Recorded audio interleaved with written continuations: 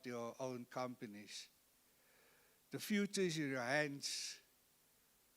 Thank you very much. What about the boys? What about the boys? What about the boys?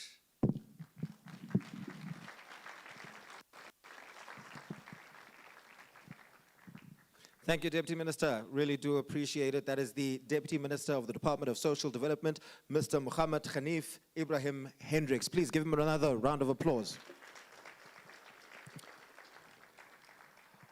We move on right now to the Department of Women, Youth and Persons with Disability.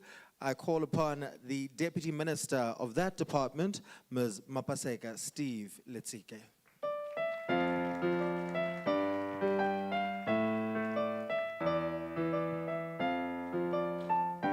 I feel like if I'm going to do Steve,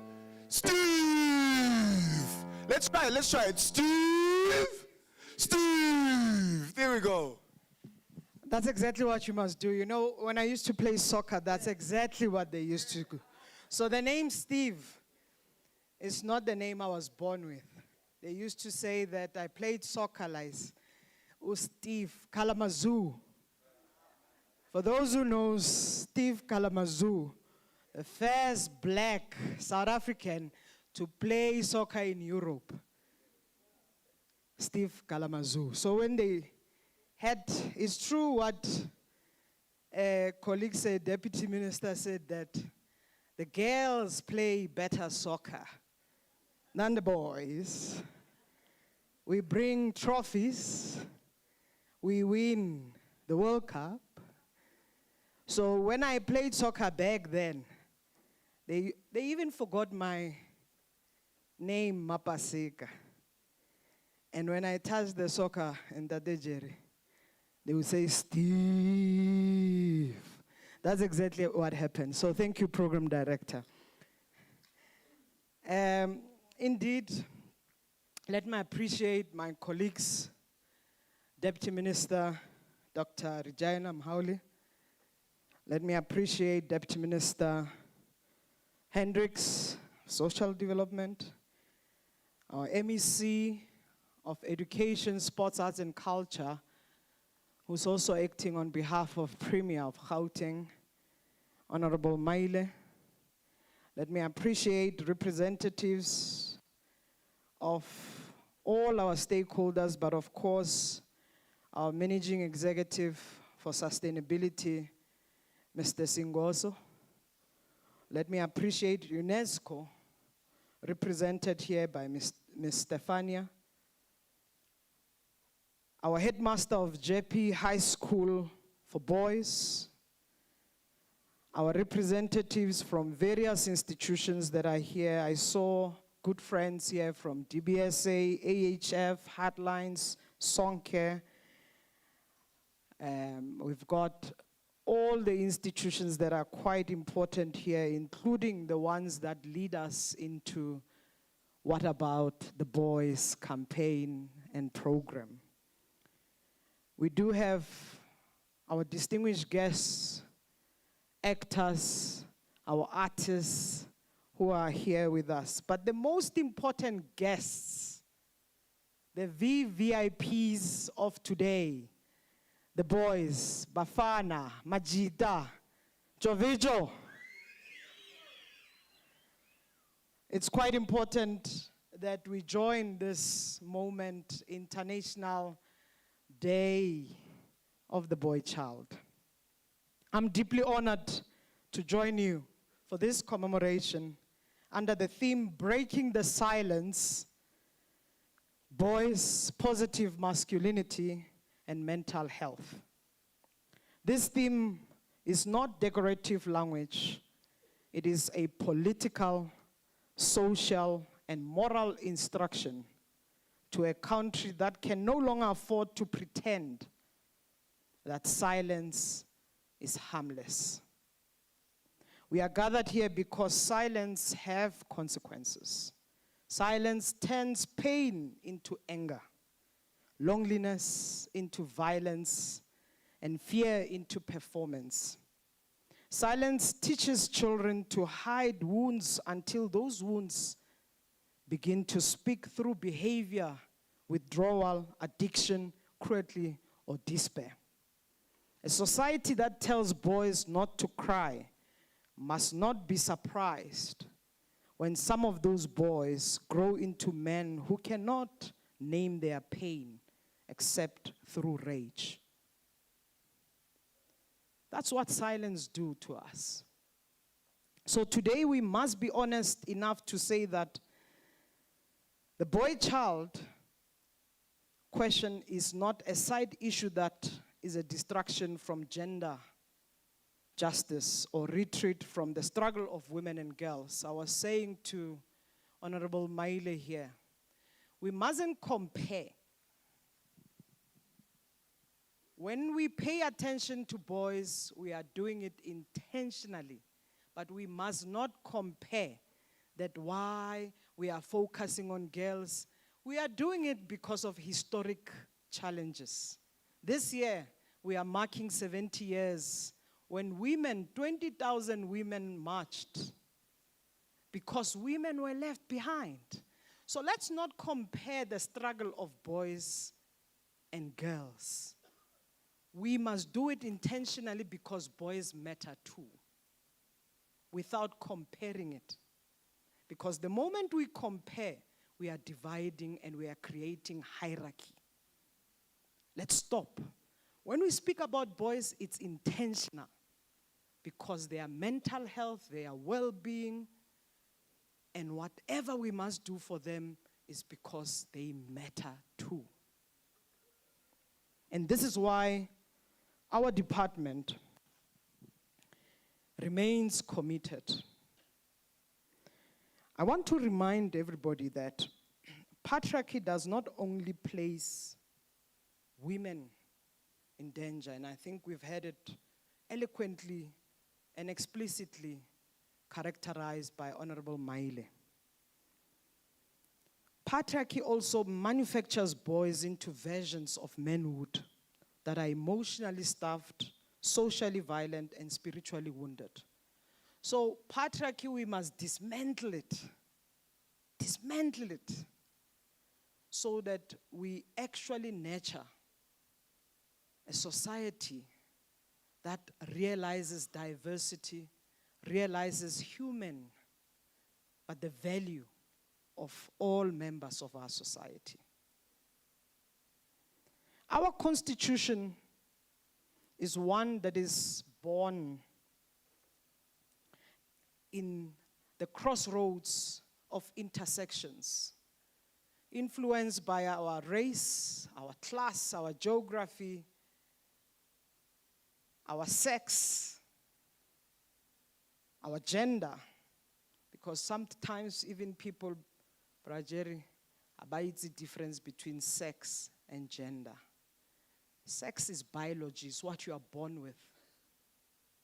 I'm not talking about the other one. I'm talking about biology. When we characterize biology, gender is a social construct. You are not born with it. You are brought up to be a boy. You must be masculine. You must identify in a particular manner. It's a social construct. Now, our constitution says that nobody must be discriminated on the basis of many grounds: race, class, gender, sex, sexual orientation, nationality, amongst many grounds, including disability. Because even when we speak about boy children, they are not a homogeneous group. The intersections kick in. So the struggles that boy children go through must be understood even from an intersectional point. The boy child in Lusikisiki, in Bembe, in Phokeng, in Soweto, they have different experiences. Even in Saldanha Bay, in Easterus or Outeren, they've got different experiences. So when we respond to the needs of boy children, we must understand the experiences so that we can respond to the needs on time, but tailor-make it to share it and share and educate them in the best way that they deserve. Boys and young men are too often treated only as agents of change in gender equality work rather than beneficiaries of care, protection, healing, as well as development. And we know that data is limited. There are pockets of excellence of evidence. So we must do more research, produce more data, so that we understand the specific vulnerabilities, and those vulnerabilities that can help us in programs like this when we say, what about the boy child? That we can look at how we address and we bring out positive masculinity. There is absolutely nothing wrong about masculinity. It must be positive, so that we address some of the harmful norms in our society, but we then focus and deep down into the emotional scars that is suppressed, the depression, the behavior disorders, the violence, the disengagement from education and risky behavior. I'll show you an example, or I like going off the script, Deputy Minister Mhaule, just to show a social construction and how society works. So you're going to respond. I'll ask a question and you're going to respond, just to show you society and the stubbornness of society. When a child is born, and a boy child is born, what color do you buy them? That's society. Nobody said pink. What toy do you buy a boy child? Okay. And you are surprised when they use them older.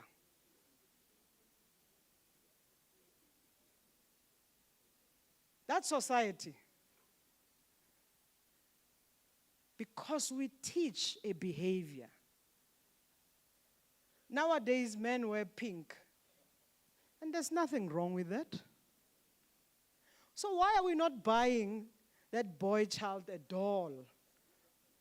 Because we gave it to a girl child and we said they will take care of children. You did not teach boy children to take care of children. You gave them a gun. That's society. So we must be honest. So when we're going to say, what about the boys?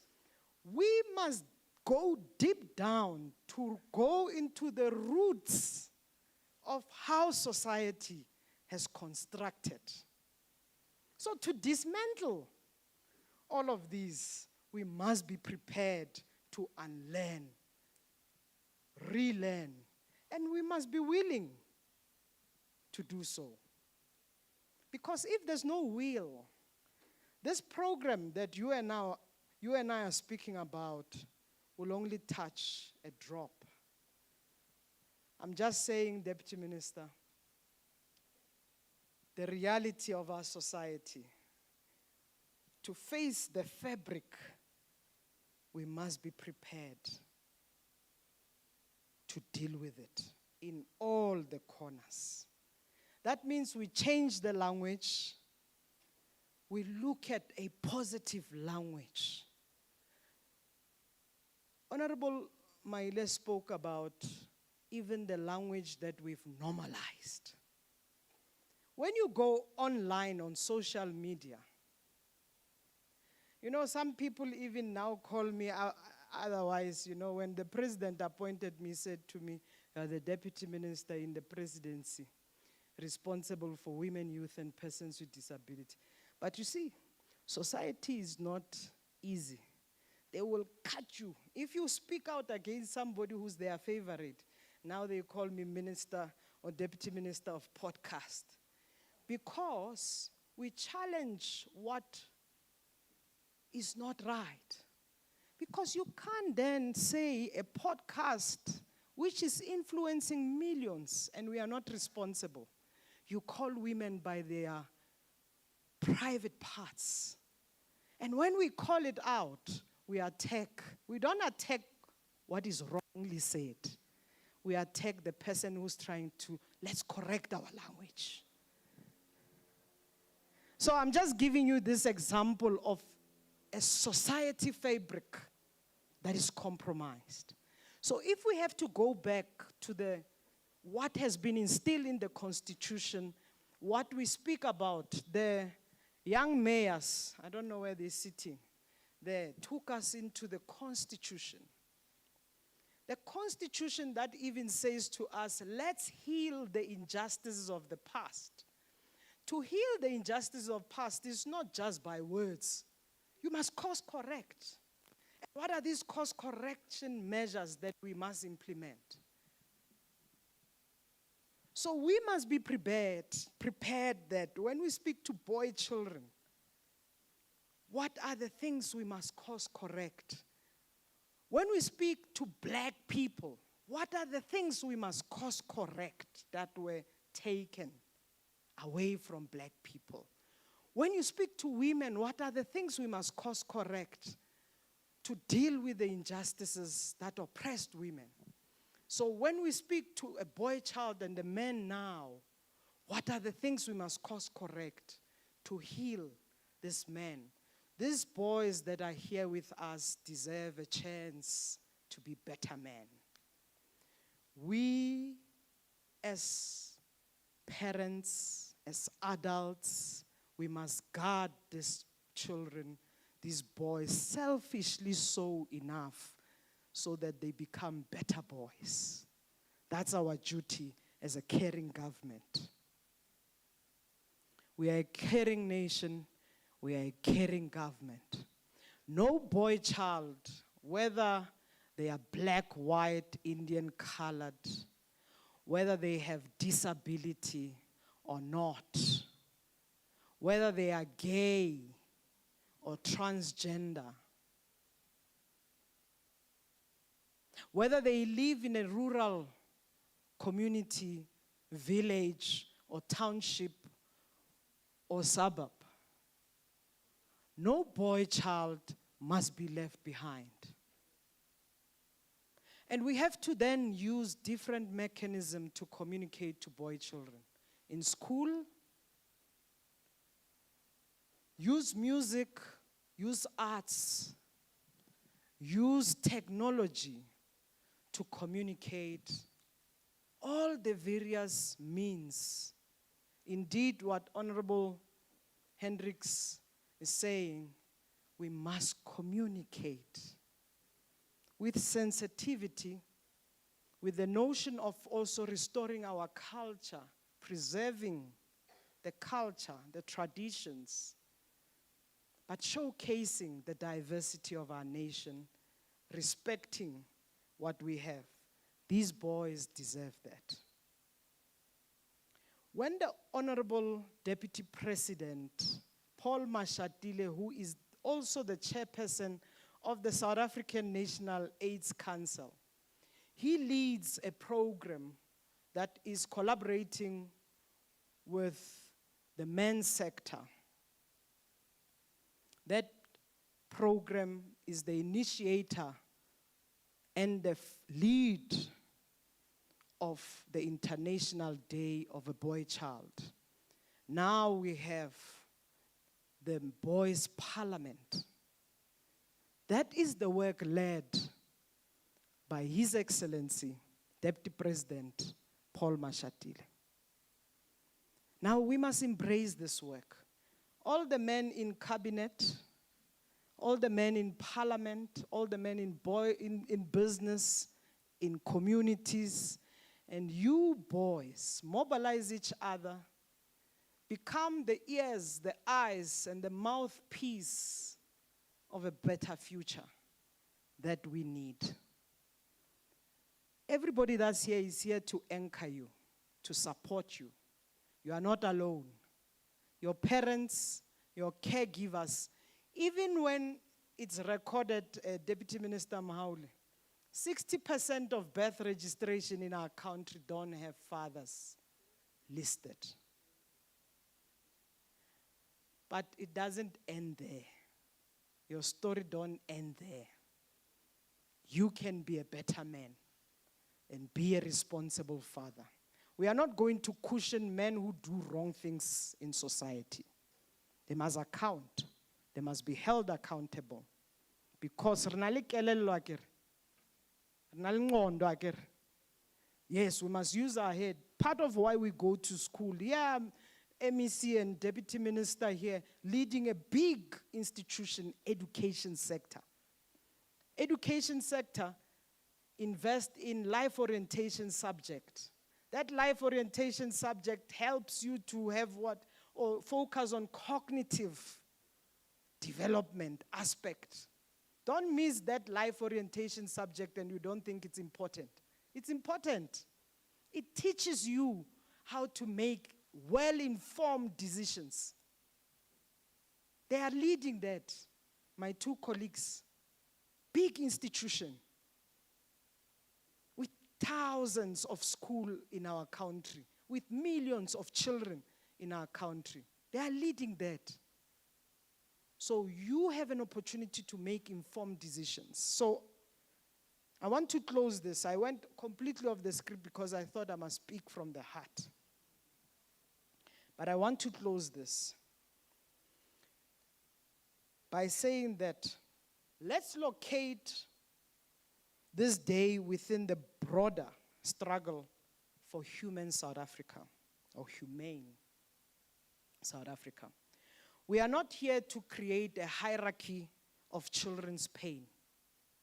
We are here to build a society in which the girl child is safe, the boy child is whole, the child with disability is included, a queer child belongs, and a young person can grow under the protection of a constitution that sees them as a full human. So the International Day of the Boy Child must therefore be remembered, not as a ceremonial pause, but as a call to action. Let it mark the moment when we refuse to abandon boys to silence. Let it mark the moment when we declare that the wounds of boys must not be allowed to become wounded men who wound others. Let it mark the moment when government, schools, families, civil society, communities agree that the struggle for gender equality must also transform the making of men. Let us build boys who can love without possession, lead without domination, disagree without cruelty, feel without shame, serve without arrogance, and carry power without violence. Because when we heal the boy child, we do not only save our child, we interrupt a cycle, we strengthen a family, we protect a community, we deepen democracy, we move closer to the South Africa we promised by our Constitution. So together we must break the silence and let us build positive masculinity. Together, let us ensure that every boy grows into a man whose strength is measured by whom he can overpower, but by what he can build, protect, and transform. These boys are our boys. And I want to say, you boys, you are loved by all of us. We care and we will nurture you and protect you. Thank you.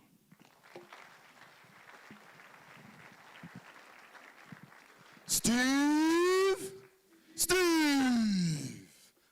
Thank you so much to the Deputy Minister of the Department of Women, Youth and Persons with Disabilities, Ms. Mapaseka Steve Letsike.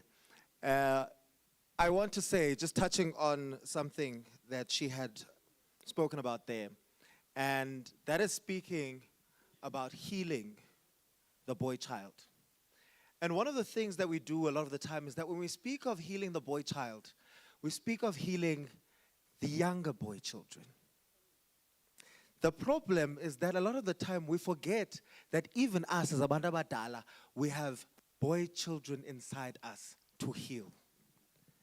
A friend of mine who's sitting up at the top there right now, Councillor Yongamazikebe from the city of Johannesburg, invited me to the State of the City address earlier this week. And I said, oh my gosh, it's my first ever Take a Boy Child to Work day. And I was so happy. But right now, ladies and gentlemen, boys, it's time for us to get our keynote address from Dr. Reginah Mhaule, who's the Deputy Minister of Basic Education. Mama, thank you so much.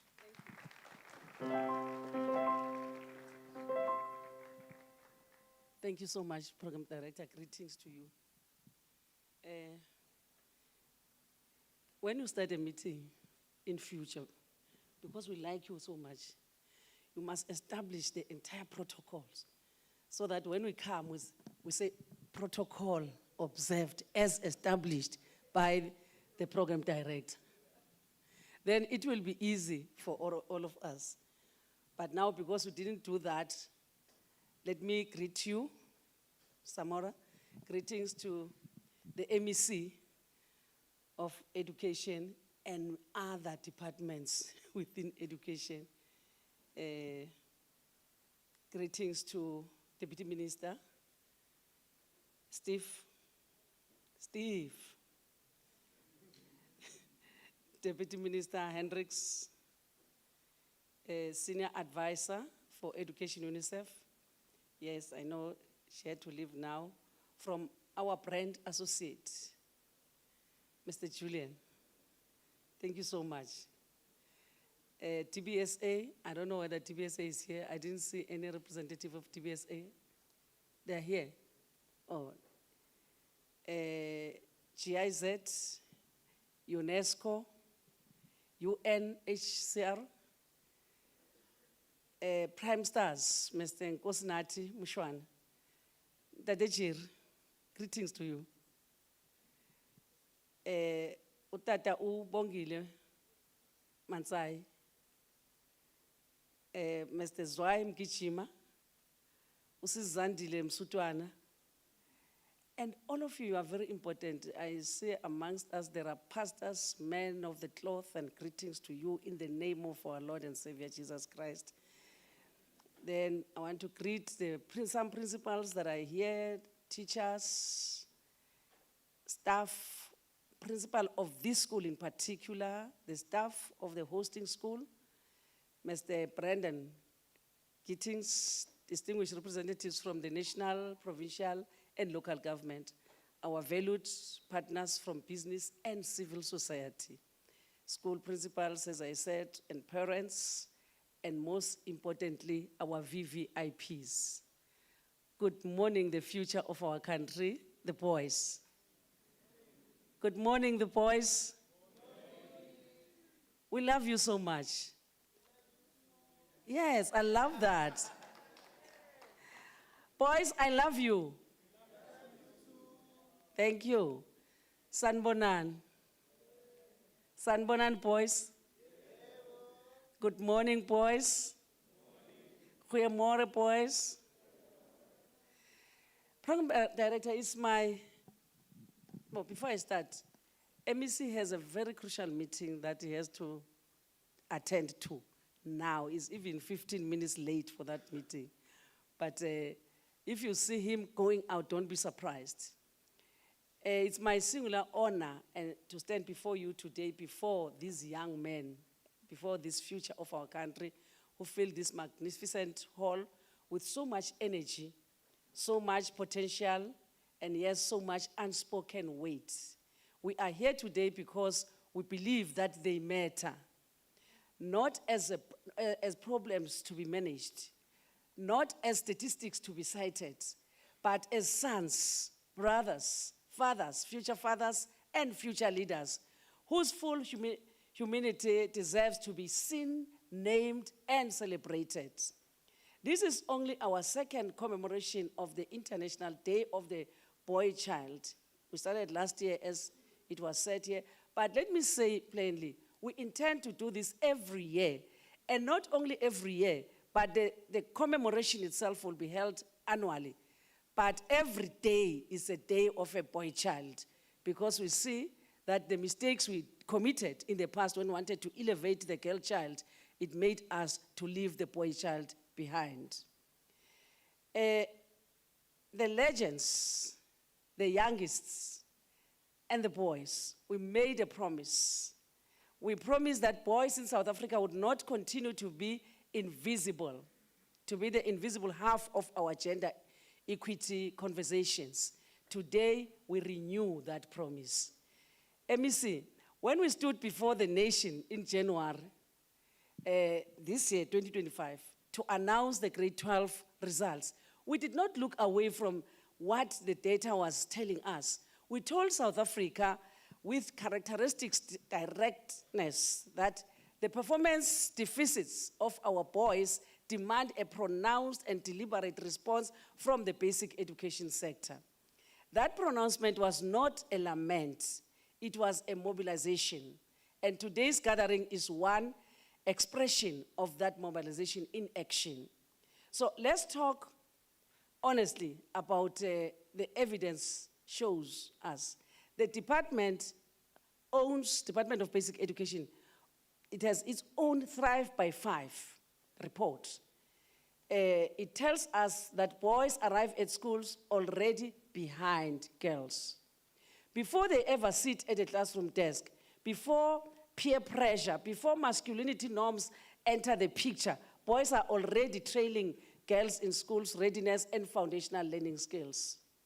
And as they grow older, the gap does not close, it compounds.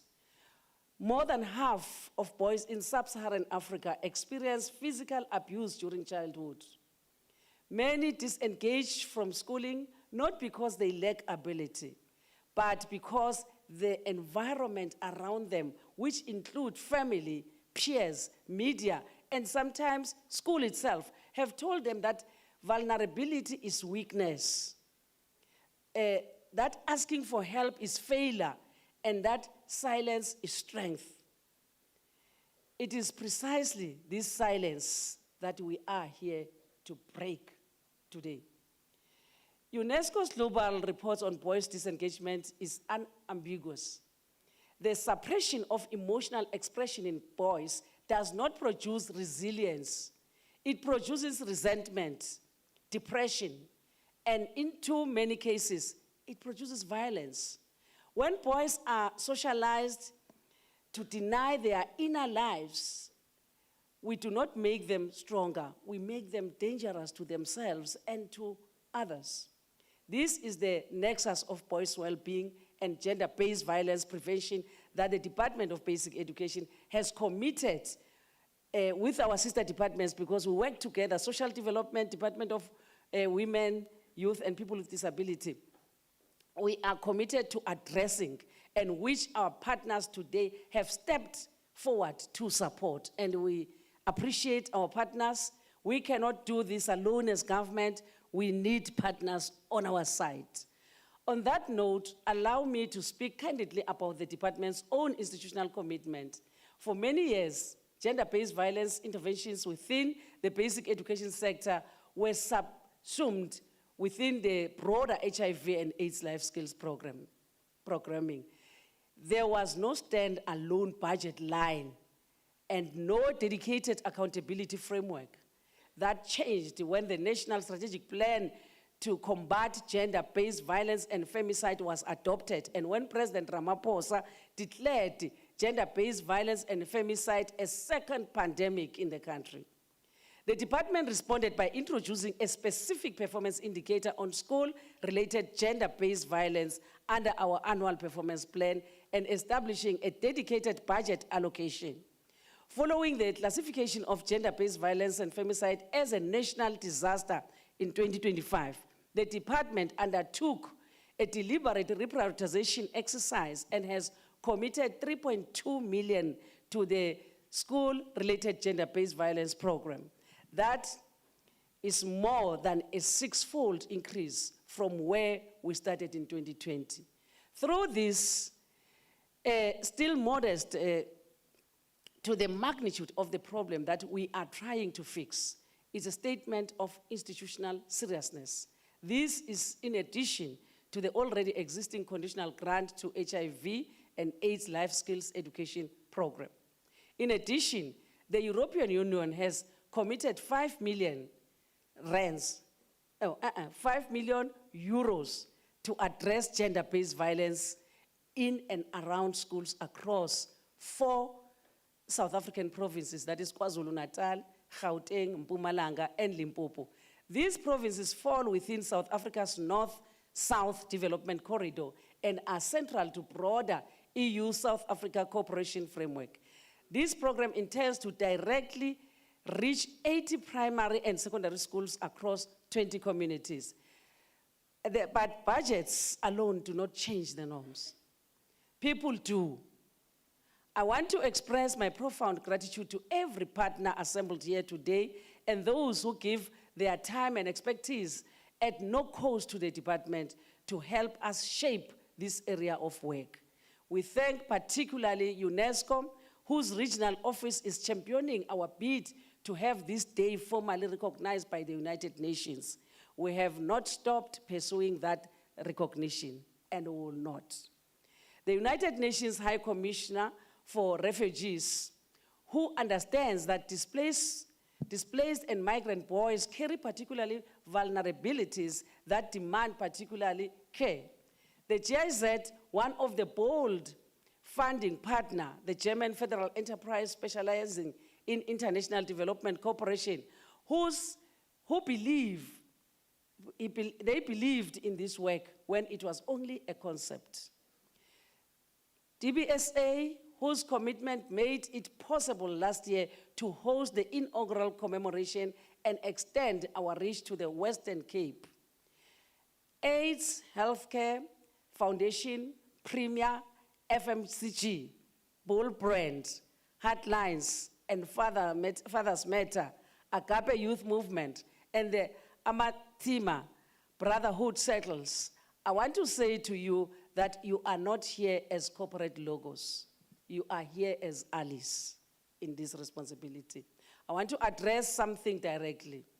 There is sometimes a temptation as programs mature to move away from events and towards what we call sustained programming, as if commemoration days are somehow lesser work. I want to gently push back on that instinct. Yes, the goal is towards a sustained, coordinated, evidence-based programming for boys across the school year. Yes, we want these days' energy to echo through youth camps, mentorship circles, classroom conversation, and community engagements for the remaining 10 months of the year. But dare not underestimate what happens in a room like this one, on a day like today. Advocacy has its own power. When a grade 9 learner from Limpopo watches this event through a viewing room in his province and sees hundreds of boys like him being addressed by the deputy ministers and the MEC and the CEOs and authors and famous people, something shifts. We are giving boys permission to exist fully. That is not a small thing. To our partners, the task is both. Invest in the day and invest in the year. Let this commemoration be the anchor of programming, of a programming calendar that stretches beyond 16 May. Let your organization's footprints in schools be felt in September, in November, in February. The coordination frameworks that the department is building must have your organizations woven into it, not as peripheral funders, but as co-architects of the work with young men and boys in education. And to the young men seated, the boys, and the hundreds watching from viewing rooms across 8 provinces and our neighboring countries in Botswana and Namibia today, you are not broken, my children. Who said time for me? You are not the problem. You are the possibility. The status of boys in South Africa reports, which will be handed over today by PRIMESTARS, is not a document of shame. It's a document of love. Love that is expressed as serious attention, as empirical data, as policy, as advocacy. When adults count your struggles and name them in official reports, it means they refuse to look away from you. Breaking the silence means this, that you are allowed to say, I am struggling. Then you have that sentence met, not with ridicule, but with a hand, that you are allowed to cry. We're told when we're growing up that boys don't cry. Hey, don't cry, man, you look stupid when you're a boy when you cry, and it's painful. But you are not allowed to exercise your feeling. So now I say you are allowed to cry. You are allowed to doubt. You are allowed to ask for direction, to be uncertain about who you are and still be celebrated. That positive masculinity is not a contradiction in terms. It is, in fact, the only version of manhood worth building for a brighter South Africa. So boys of South Africa, we see you. We hear you. And we are committed as government, as a collective with partners, to ensure that the basic education system is a place where you not only survive, but you genuinely thrive. And don't be afraid of anyone. Stand up as boys and help other boys around you. May God bless you all. Thank you.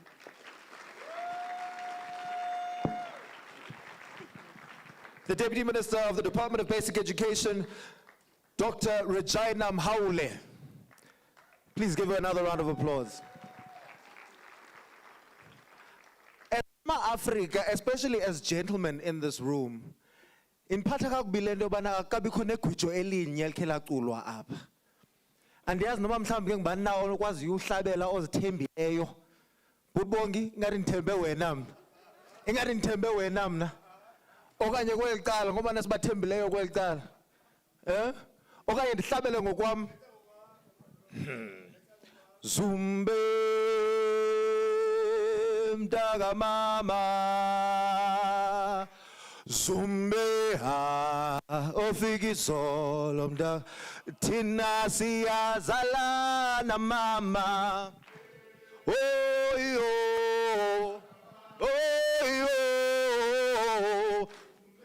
come on ofika izolo mntaka thina siyazalana mama let's stand up come on mntaka mama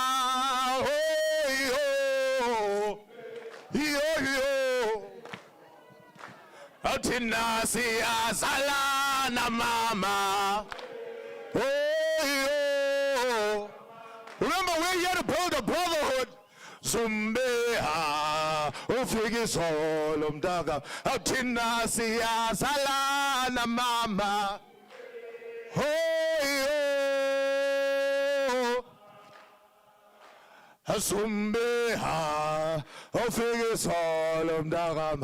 Thank you so much, appreciate it. As we fly through our program, we are running a little bit behind schedule, but again, a very big thank you to Dr. Reginah Mhaule, who's the Deputy Minister of Basic Education. Deputy Minister Ndukvileko City, we like you very much. So, ndiyathemba ubana nakwelandelayo. So basically, I observe the protocol.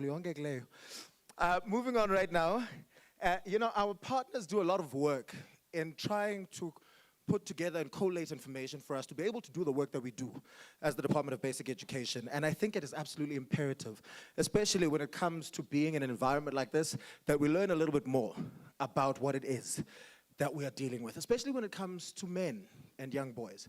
So I'm going to call on Ms. Henrietta Coupe from Lifeline, who's going to tell us about men and boys and mental health and what it is that we should indeed know. Thank you very much.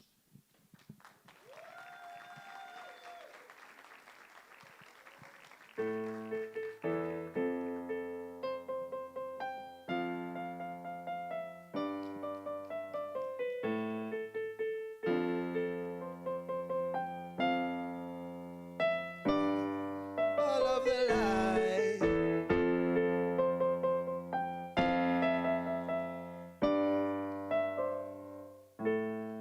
Thank you. This is not Coupe. Okay, this is not Henrietta Coupe, it's Willie Kwabe.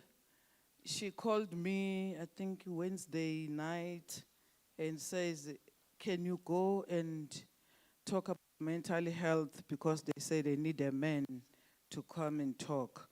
If it was fine for a woman, I was gonna go. So then I had to jump on the moving train. I'd like to greet you all and our distinguished guest, and all protocol observed. That's because I didn't have a list of saying who to acknowledge. But when you say all protocol observed, but especially to greet the young boys in this day, our future leaders, and saying good day, goeiemiddag, bonsoir, botarti, sanibonani, thobela, abusheni, ndima cheroni, although sendima degwane, or badi rokobela, ndima tiari, inhlikani. Okay, so my name is Willie Kwabe. I'm from the Lifeline, South Africa. After so many speakers came in, so many important people, it took me back to the Bible when they were sending spies to go and spy on Canaan. They said that's the land that is rich with honey, vine and everything. The spies went there and came back with those fruits and the honey and said, they say, indeed, it's the world that is rich with honey and fruits. Here we brought some, but there were Nephilims there. To us, we like grasshoppers, and then to them, they are giant. So now, after so many people came and the minister touched on my presentation with the MSc, when he was giving his speech, then I felt like that grasshopper now. But I was encouraged by Caleb and Joshua when they went back and said, the land is ours, we're gonna take it. While the other group says we are grasshoppers, but they didn't see themselves as grasshoppers.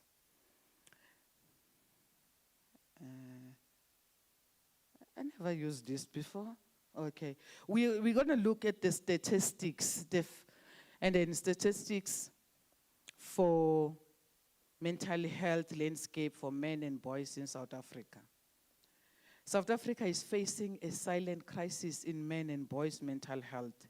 While women are diagnosed with depression and anxiety more frequently, men account for nearly 80% of all mental health-related deaths and are up to 5 times more likely to die by suicide than women. Why? Because they don't talk. That's bafela phakathi. And they now fela phakathi to their vital organs. There is heart, there is lungs, there is liver, there are kidneys. All those organs, they don't need to be suffocated. So akumelanga sifele phakathi. Over 75% to 80% of people who take their own lives in South Africa are male. The male suicide rate sits about 37.6 per 100,000, which vastly exceed the national average and global estimates. Men are more likely to use highly lethal and immediate method resulting in successful attempt despite lower rate of initial hospitalizations.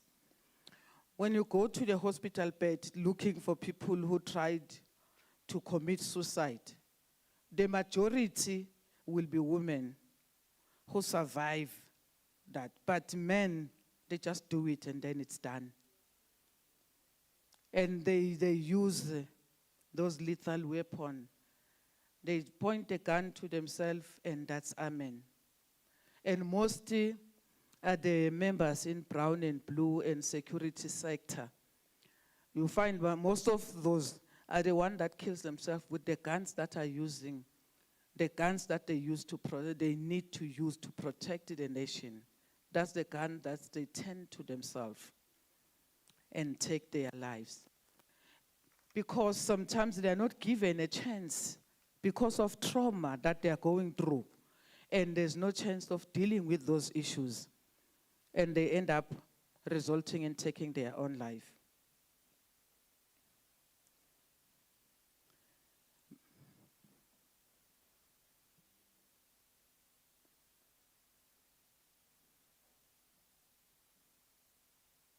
Okay.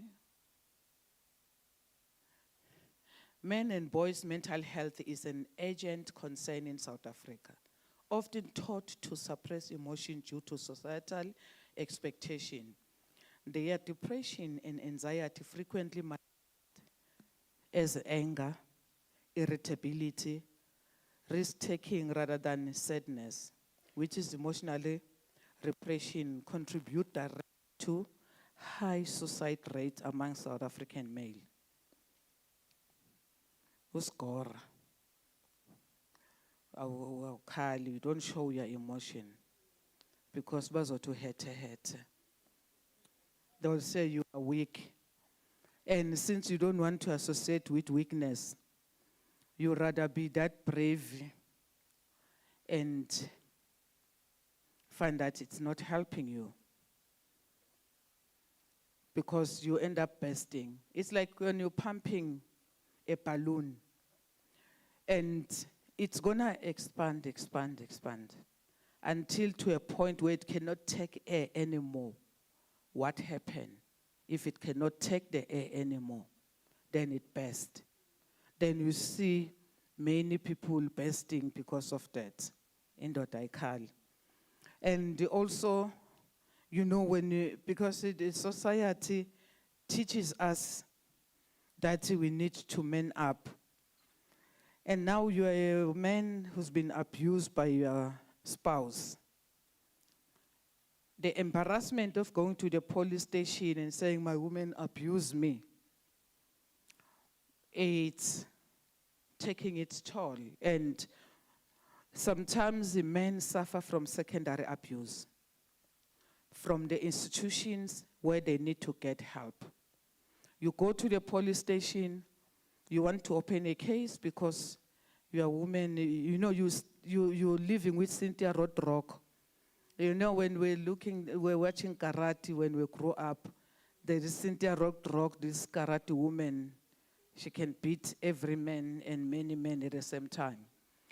So she beats you up, you go to the police station, and you find the police there will be calling umkhize. We khabazela uzongizwisa la. And uzohlekiswa ngawe, uzofuna usizo. You end up being a subject of mockery. And then umkhize come and say, what happened? My wife beats me up. They look at you. And then babizu zgote. Zgote! Oza baba. And now the whole police station will be there as if it's a press conference. And you end up turning back home. And going home, what are you going to do at home?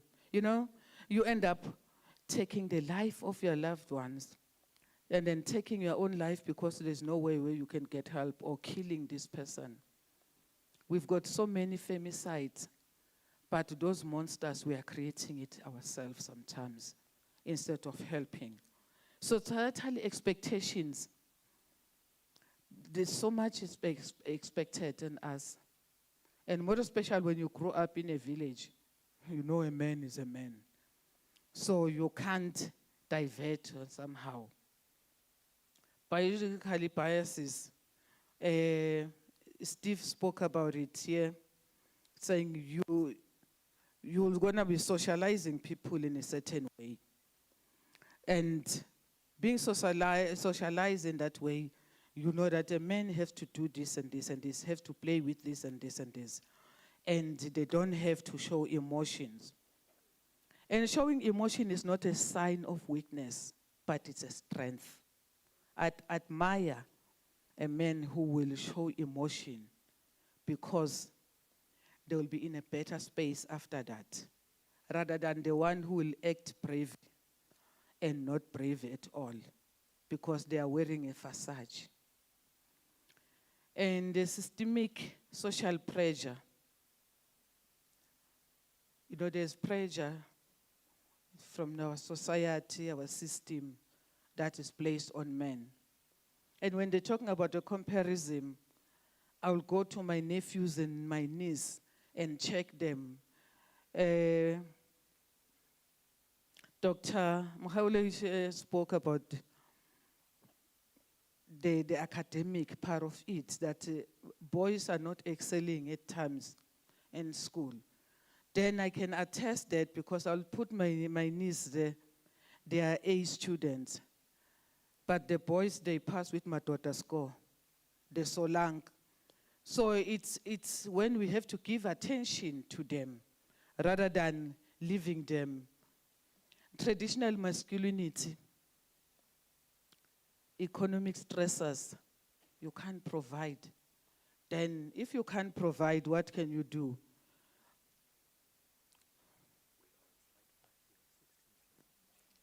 Okay. So we also have then people who would be abusing substance.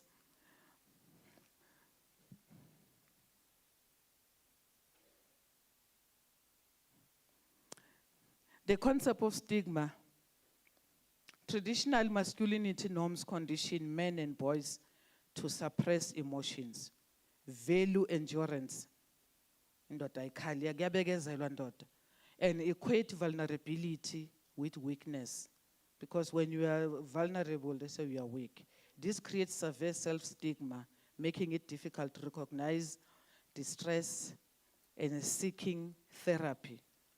They don't go for therapy. And if the woman is earning more than you in the house, your manhood is and then is compromised. Your ego is bruised. Because men are often discouraged from expressing sadness. Depression in male frequently manifests as irritability, anger, restlessness, behavior, or substance misuse. And breadwinners, society pressure to be the primary financial provider can lead to intense job strain, performance, anxiety, and severe distress during period of economic hardship.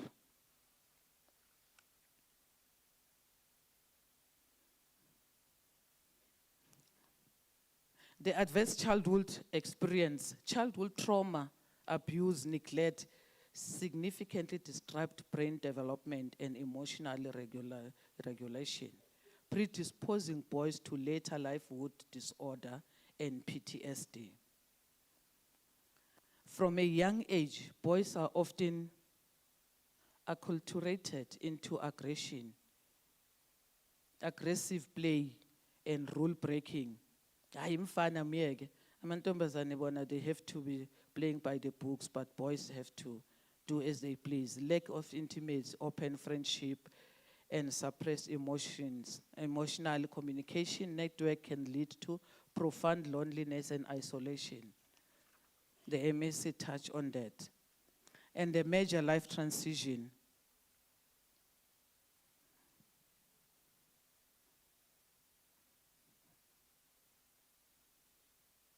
Yeah. Divorce, separation, and the onset of fatherhood are critically transitional periods that trigger higher rate of depression and isolation in men. We saw in the analog here And then the onset of fatherhood, while umuntu bekabambisa penalty, they applauded him to the goal that he didn't score. But now they have to celebrate him.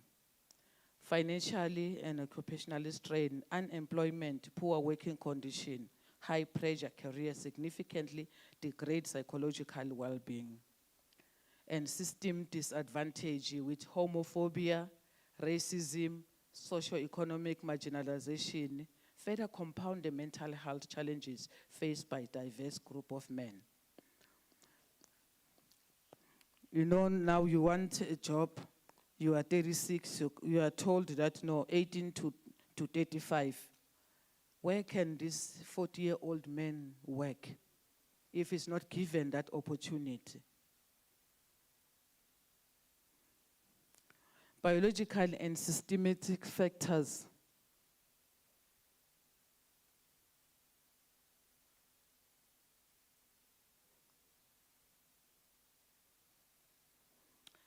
Brain chemistry and genetic. Biological factors like neurochemical imbalances and genetic predispositions play a foundational role in conditions like major depression disorder, the MDD, and the bipolar disorder.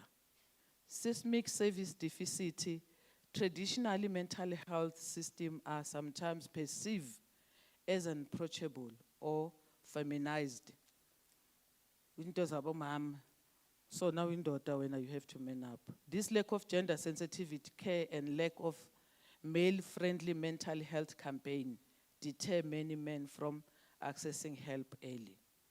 Understanding these triggers highlighted the need for male-oriented support space and gender transformative public health approaches that normalize emotional care.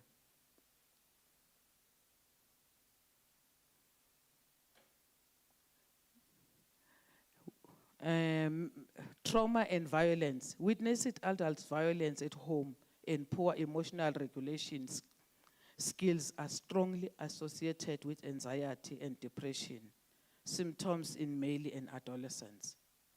Transgenerational trauma, boys are often socialized to suppress emotion and can internalize those pressure, leading to externalizing behavior like aggression, poor discipline. There is no discipline, but those were the emotions.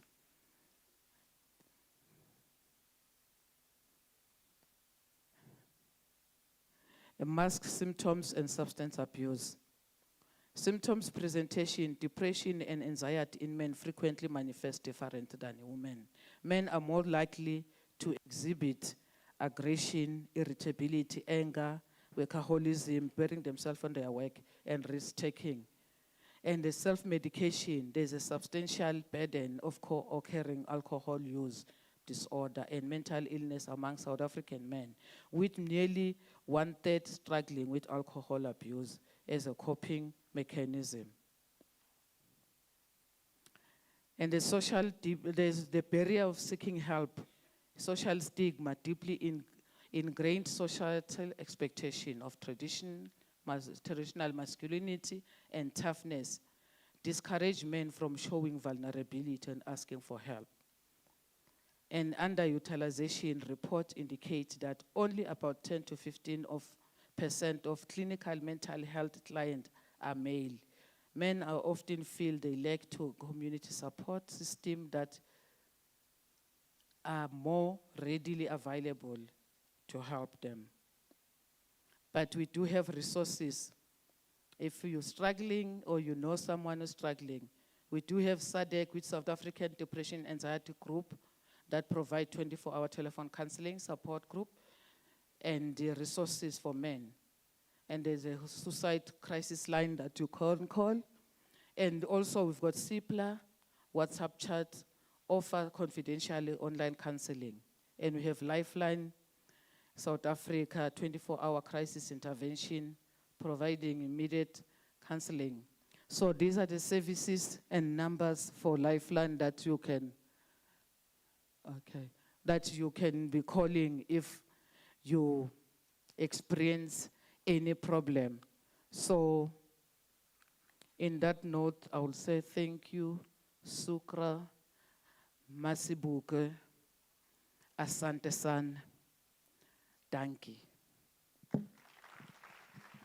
Merci beaucoup, Willie. Thank you so much. Really do appreciate it. And hopefully, Willie, we'll be able to have that information at our disposal so that anybody that is looking for that information, they are able to then find it and get it. Thank you. They're able to find it and get it and also utilize it as well. Right now, though, as we do move on to our panel discussion, which is the first one of the day, I do want to start off by acknowledging the fact that we do have other provinces which are joining us via our satellite connection, and we have provinces like Limpopo, Mpumalanga, KZN, Western Cape, Northern Cape, Northwest, as well as the Eastern Cape. They're going to be taking part in our discussion a little bit later on, as well as we'll be joining up with them so that they can also have their input in today's discussion. But as we move on to our panel discussion, which is the first one of the day, Dicela ubiza Dr. Mzamo Masito, who's the author of This Country Hates Our Boys. Dicela Dr. Shahida Jansen, who's the author of Masculinity Meets Humanity. Dicela Bishop Tiani Mabunda, who's the author of The Boy Child. Dicela Dr. Jerry Mofokeng Makheta, who is from the JMM Foundation. Dicela Dr. Njabulo Nkosi, who is the author of Father of Man. And Dicele as well, Dr. Nombuso Madonsela, who is the Country Program Director for AIDS Healthcare Foundation. Dicelo Mr. Thapelo Mampane, who is the Chairman of the Baithudi Mampane Foundation. And then last but not least, ndizawucela kunye naye uTsegofatso Ramutla, who is the Legal Manager for DBSA, who should be coming up as well. Ndizawucela into yobana sihlale ngale order that I called you up in. So, Dr. Mzamo on that side, Dr. Shaida as our second one, Bishop Tiani Mabunda third, Dr. Jerry Mofokeng as fourth, Dr. Njabulo Nkosi, Dicelo Tsegofatso Ramutla, Unombuso Madonsela, and Thapelo Mampane on that side. Okay, thank you very much. Apparently, we do not have Shaida with us today, so we'll be skipping that. Dizawucela our gladiators. May I please have our two gladiators yet again? Thank you so much, gentlemen. Appreciate it.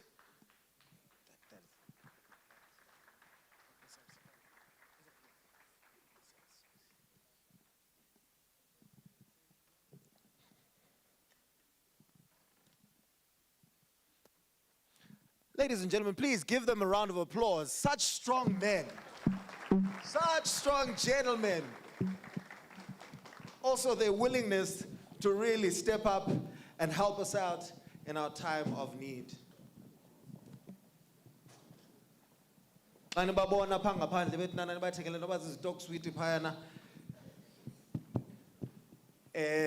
shop.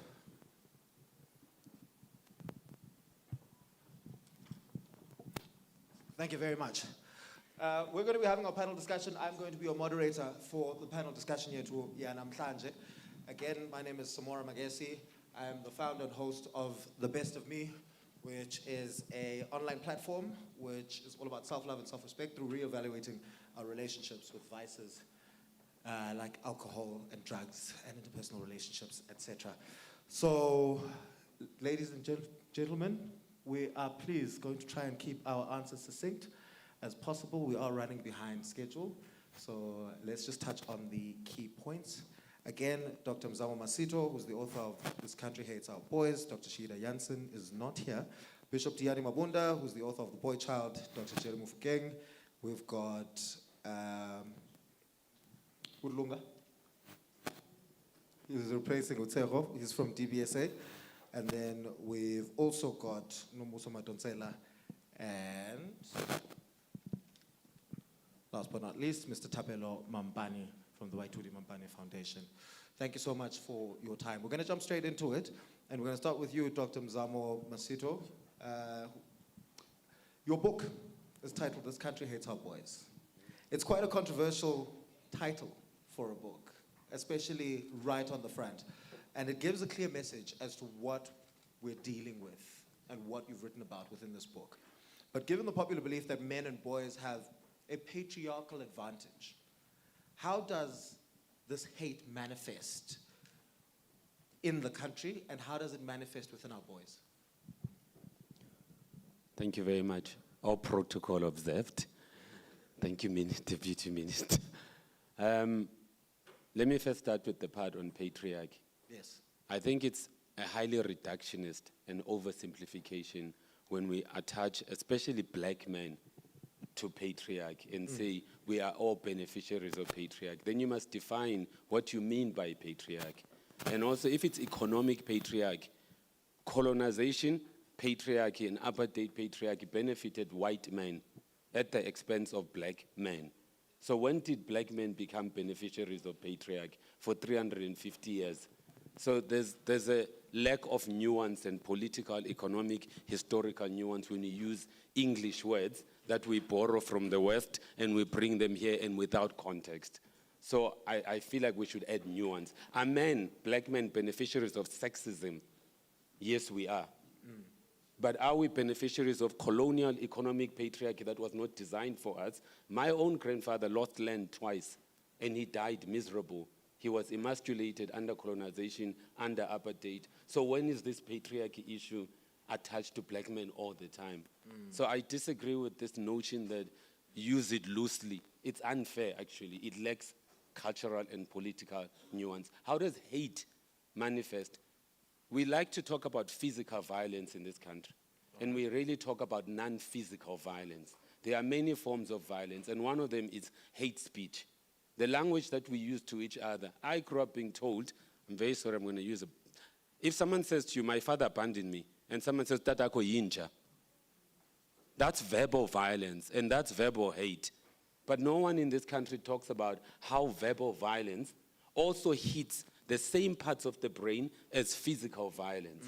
There's a lot of verbal violence and hate speech in this country towards boys and men. And when you hear Utatako Yinja at age 7, you don't hear Utatako Yinja. What you hear is, me and my father are dogs. You become the thing that you are told you are, and then society wonders why you are the thing that they said you are. So it's actually the hate, more than physical violence, it also manifests in verbal, relational hate speech. Thank you. Thank you very much. Dr. Jerry Mufokeng, we're going to jump straight to you. I think that the manifestation of this hate, we also see it within our plays, our films, and our television shows. And as a legendary actor and director, you've probably been exposed to different cohorts and generations of young men and boys and gotten the opportunity to portray them at different phases of life as well. How can we better portray men and boys in a way that is going to be positive and start to change the way we speak about our boys and our men within our South African media? BBT.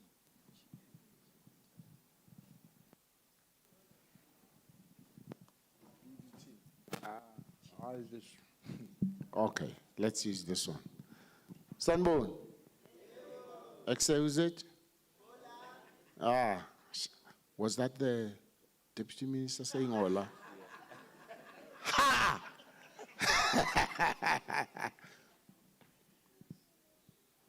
Bruh, I try to make sure that I keep to the 3 minutes. Yes. And so I wrote some things here. I'm just going to read them. And my answer actually changed after listening to a few of these speeches. And so please allow me to do that. Sure, no problem. It's unfair to speak after MEC Mhaule. He's on point in all he said on positive masculinity. For me, it goes to the view that I hold. Manhood is an inside job. Manhood is an inside job. As Miles Monroe puts it, where purpose is not known, then abuse is inevitable. When a boy has a clear vision of the best version of himself for tomorrow, there are certain nonsensical things that do not belong to their journey, including drugs, including anger, including violence. When a young man has a sense of purpose, we have less work to do trying to tell girls what kind of boy to avoid. The courage to be vulnerable is a strength and not a weakness. I think we've heard that 10 times today. You see, for a young man to say, I don't know, to say, I'm afraid, to say, my father makes me angry, to actually admit to being vulnerable is a strength and not a weakness. You don't raise men out of boys and heal or heal men by insulting them, just what we've heard now. You don't insult them and expect to raise them to become men. Male gender is not a handicap. Yo, kimishimane, safa, baphela bantu. Being male is not a handicap. It's not a curse. It's a great opportunity to serve your generation. It's not an excuse for toxic masculinity. A boy is a boy is a boy, but my father, a boy is different from me, a boy, from my son, a boy, and my grandson, a boy. One needs to appreciate the constant psychological factors and the dynamic sociological and cultural factors that the different generations have to express their boyhood in. Throughout the ages, the boys have had the quest to prove that they are not weak. All the time, young boys have had the pressure to prove that they are not weak, which is why different generations, in my generation, we lied and said, I took a girl for a weekend and I had 6 rounds. Biologically, we know it's not possible, it's a lie, but we all told each other the same story. And today's boys have different ways of expressing that. But it's the same quest and desire to try and prove I am not Ishiman. Gangs have substituted the initiation school. The WhatsApp and the digital platforms have substituted the flight and the messengers. The one-night stand has substituted Hoskepa. And unfortunately, marijuana has graduated to drugs. You end up feeling like, Matekwani was better because of where we are. So, ladies and gentlemen, I'm truly excited about the initiatives and partnerships that I see represented here today. We have an opportunity to counsel, to mentor, and to coach our boys into positive masculinity and manhood. Today's boys, believe it or not, Owens, today's boys are fortunate to have the resources and programs that can make them win. We don't just, in the past, gents, we would just honor you. That's it. To solve the problem, we just beat you up. We don't want to listen to you. We don't want to treat you as thinkers and people with potential. Today, with all these programs and partners, you have the potential to be the best version of yourself. And it's up to you. You see, Deputy Minister, we made a mistake. All of us, we say men are dogs. The question is, who made them dogs? Who made them dogs? And the things that they have become, we made them to be like that. Yeah. Thank you. Absolutely. We appreciate you so much. Love you. Moving on to Bishop Mabunda right now. We've got your book.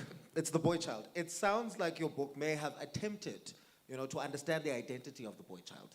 But when we speak of the boy child, because there's also this buzzword now, the boy child, the boy child, the boy child. Who is the boy child? What does the boy child look like? What do we understand the boy child to be? This one works. Looks like this one works best. Thank you. Allow me to appreciate everybody who's here today, and thank you so much for the platform as well. Like you say, that the boy child, I strongly believe that in every man there is a boy. Yes. And no matter how far or how high you can go in life, there is that element of a boy that will always kick in when excitement comes. And in most cases, we find that as young boys, we are trained to become men, and we tend to lose the element of becoming the boy at a young age. A young boy is trained to already prepare for life, and you jump the stage of being the child and playing around. A young boy who fights, like Prajeri says, that hey, we beat you up quickly and everything gets back to normal. But a man who does the same thing has to suffer the consequences. And in most cases, that reaction comes because you didn't get tired of being naughty whilst you were still young. You never got the opportunity to fully go through the stage of being a boy child because life and society forced you to become a man at a very young age. And today we've got perpetrators, we've got all these names that we have for the men that eventually it should have been that the traumatized man is actually born, the broken man is actually born from a traumatized boy. The man is broken because throughout his life has always been traumatized, seeing that the future that lies ahead is, I heard the deputy minister mentioning that a girl is bought a doll, pink is for girls, a doll, a kitchen. And already we're telling the girl child that when you grow up, you have to be a mother, you have to dominate in the kitchen space. And the boy child will give you a car and a gun. And if you ask any young boy as they grow up, it's either you want to be a footballer, it's either you want to be a policeman, not because you want to protect society, but because you get to have a real gun on your side. So it's critical that I, for myself, I grew up and became a soccer star because I had men who would channel me. It was not even my biological father. It was men in society who made sure that they take me to the soccer field because they saw the talent. And a boy child needs a man who is positive, who believes in them. And that's what I think society needs, that these young boys will become superstars, not because only of their talent, but also being guided and led by great men who have definitely walked the journey. We are proud to sit next to the great Bajeri, who we saw him on a cart saying, for tech. But today it gives you guidance that a boy child, you need to become something. He is something, and we can look up to, and that tells you that there is hope for the boy child if the platform like this is given. Absolutely. Thank you so much, Bishop Mabunda. I think one of the things that you've touched on there, which really stuck out to me, is when you said that some of the boys or some of the men are boys that never got tired of being naughty. But also what we forget is that sometimes the men that we're seeing are boys that were traumatized, that were bullied and never got a chance to fight back for themselves. And they're still seeking and still yearning and still want and still need that opportunity and that platform to fight back for themselves. And sometimes it is expressed in very negative manners as well. As we move on right now, we move on to Mr. Lunga Skuman, who is from the DBSA. Budlunga, the bank's core mandate is about infrastructural development. Why did the DBSA feel compelled to support social upliftment visions of this nature with the DBE? And also, how does it tie back to your sustainability strategy? Thank you, Samora. The DBSA, of course, is a development bank. So we finance and we build the infrastructure, your schools, your ports, roads and clinics and the likes. I think 2 years ago, we started thinking about how do we think about the boy child not just as a user of that infrastructure, but as a contributor to society. And so we started funding International Day of the Boy Child last year. And there was a young boy who was sitting literally in the setting as well, who said, "Thank you guys for taking me out of class," which I don't think was a great comment. But the second thing he said is, "We always see the girls being taken to all of these events." And so it then triggered, and I think thanks to Liko and team, who continue to push us to think differently about how we approach things. So we started thinking about how do we fund this event, but also over and above that, what else can we do beyond the event? And so what we are proud to do and to commit to is that, almost like the Olympics, the torch moves from today to another program, which the DBSA is happy to support for the boy child. It will include a 2-day camp with some of the boys, hopefully some of them in this room, so that we take whatever we discuss here and we build on it. And therefore for us, we are as interested in the boy child, not just as a user of the infrastructure, but to contribute to society. It's the future of this country sitting here with these boys. And therefore as the DBSA, we are proud to create the platform for that to exist. Thank you so much, Lunga. We absolutely love your work with the DBSA. And also, as you go and you build more, and you pass the torch on, the previous buildings also need maintenance. Ne? Let's move on right now to Dr. Njabulo Nkosi. Doctor, authored Father, a Man, which is a book, and you say fatherlessness is a thing for boys which should not be dismissed. This notion talks to dead fathers.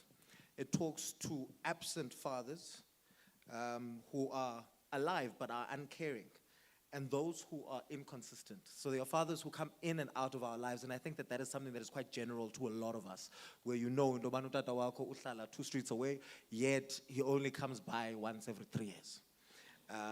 What is your view on this?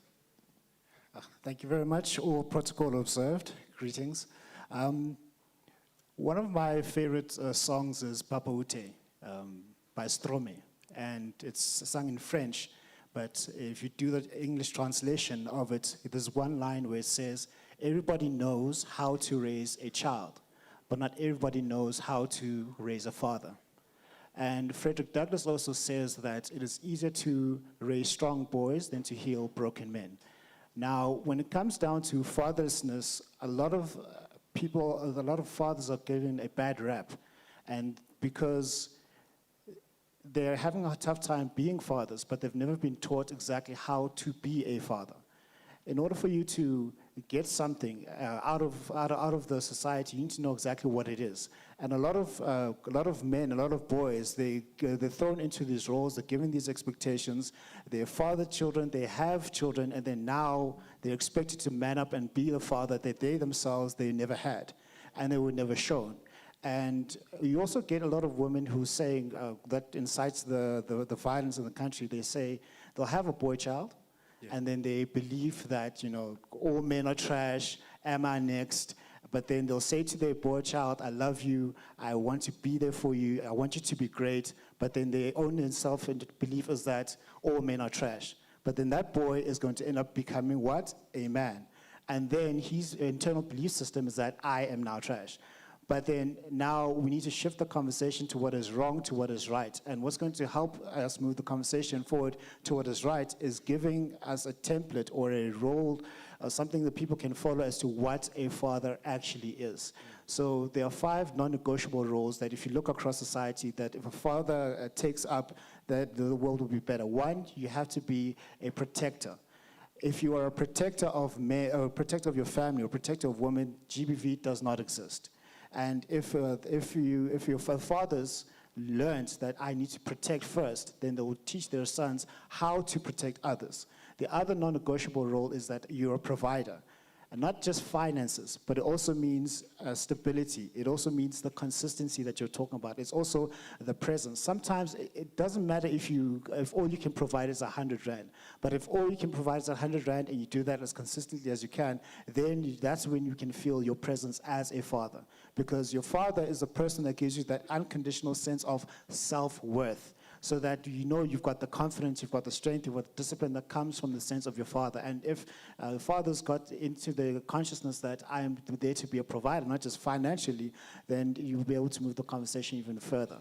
Now, I also go more to the Christian proclivity and talk about a non-negotiable role is that the father is the priest of the home. That is, you take your children and your wife in the presence of God and you pray for them and you speak life over them. Then there's also the prophet. You go and you say to your wife and say to your children, I believe that you can be the best that you possibly can be. And then there's the promoter where you tell everybody how great your family is and how great your wife is. Now, when it comes down to the fatherlessness, we need to start the conversation being able to reparent ourselves. Even if you didn't have a father, that is still a pain, but it's not an excuse for you to keep perpetuating the same cycles. For you to be an adult, you need to become your own father and become the person that you need when you're younger. And we need to be able to support everybody in this endeavor, because fatherlessness doesn't mean that you're not just there. Yes. It also means that you're not fulfilling those 5 roles that I talked about. Thank you very much.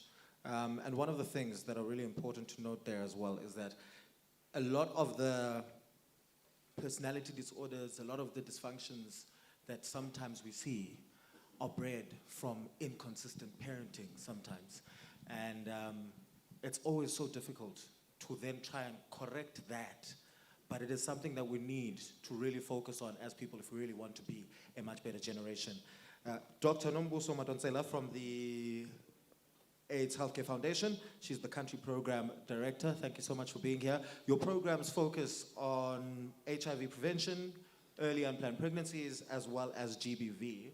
And a lot of the time, these programs have traditionally prioritized girls, and they've generally been girl-facing. How do we now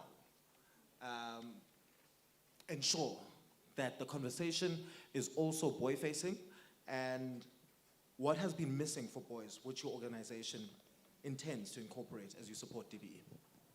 Thank you very much. I think working within the HIV space and in the clinics that we are supporting, we have seen men coming very late with very serious sexually transmitted infections, TB infections, and late presentation of HIV. They come already very sick, and sometimes they die, whereas they could have had earlier health-seeking behavior. So what we see as the gaps that are currently there within young boys is that, as you rightly said, we have focused on young girls, but we need to focus on the boys and teach them on the sexual and reproductive health. Looking at how biologically they are maturing, looking at their mental health, talking about HIV testing, condom use, as well as mental health, and allow them safe spaces for them to be able to express themselves without any stigma. And I think as has been mentioned by the panel here, I really feel that mentorship program needs to be instilled within our communities. And if we could have adult males being there, standing up and saying they will be the mentees for the fatherless children, for those boys that need that social positive behavior support, it will go a very long way. And I think as parents as well, you don't grow up, he said, you don't grow up in knowing how to be a father or to be a good parent. And if we could have social dialogues within our communities to assist the parents to be good role models and be able to also speak to our children. As parents, we are not even able to speak to our children about sexuality. We are leaving it to the teachers. We are leaving it to someone outside of the home, to the peers. As they sit here, they will be telling each other, if I have an STI, this is what you must do. If I have a symptom of coughing, there's nothing you can do, or you must just go and drink a Coca-Cola. So there's areas where we see that there is no knowledge-giving platforms for the young boys as they grow up to men. And that is why as men, then they come, they don't decide not to come and seek help, health-seeking behavior early, and they get diseases and they can complicate. And I think as AIDS Healthcare Foundation, being a global HIV organization, we want to partner with DBE. We see the gap. We need to be able to provide sexual reproductive education to our young boys in the form of either dialogues. We can have social media campaigns. We can also have frank discussions between the young boys and teach them on their sexuality, what normally happens, and also be able to encourage them to discuss certain issues and not depend on peers. We want to promote good health-seeking behavior, prevent HIV infection and STI by utilization of condom demonstrations, and also capacitate, as we have said, Department of Education has got life orientation skills. We are there to work with them to capacitate the teachers as they provide these life orientation skills. It is not easy sometimes as a teacher to be able to stand before children and speak about sexuality, but it is something that is vital because this is where they can get correct information instead of getting it from their peers, getting it from the streets. Absolutely. And we should be able to provide that capacitation. Thank you very much, Dr. Matonsela. I think another one to add to that is that we need to breed a community or a generation of young men who want to know. Because once you make the decision as to what information you are seeking out there, then you are going to find the right information and you're not just going to listen to everybody and anybody. Then we move on to Thapelo Mampane, my brother. Samora? The Baithudi Mampane Foundation. Yes, sir. Is one that does a lot of work. And actually you could do a lot of this work on your own as a foundation. Yet you choose to partner with the Department of Basic Education with no contractual obligation, with no MOU. We've seen the rooms you have been in.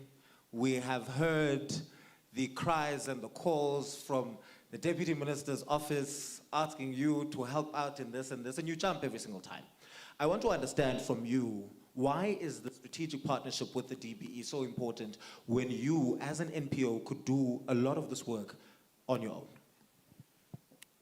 Firstly, thank you for the platform and the opportunity to be a part of this important conversation. I think firstly, Baithudi Mampane Foundation, like many of our fellow partners in this room, we operate within the education environment. So yes, we can do this work independently, but the question is not so much what can we do or how can we do it alone, but the question is how can we create the most deepest and sustainable impact, right? So education is the educational challenges are too big for any one organization. So whether you be civil society, whether you be government, whether you be corporate.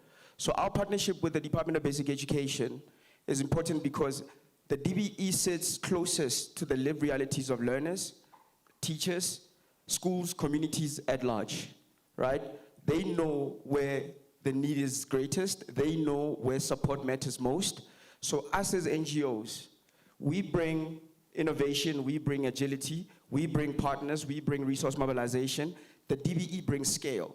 It brings institutional reach. It brings systemic understanding. So when you fuse those two elements, then you have meaningful and sustainable impact.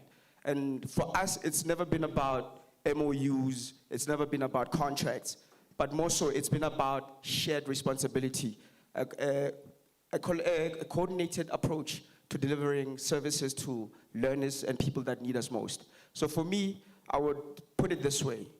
Anyone can plant a seed anywhere, right? But if you want a harvest that changes communities, you need to work with people that are responsible for the soil. So the Department of Basic Education is those people for us as Baithudi Mampane Foundation. Thank you. Thank you very much. Ladies and gentlemen of the panel, thank you so much. I really do appreciate it. They are still going to be here as we close off this panel discussion. We are going to have another one a little bit later on with the young gentlemen in this room. But the ladies and gentlemen who are on this panel are still going to be here. And if you'd like to engage them, please do so and find out a little bit more about what it is that they do. Thank you so much. I appreciate it.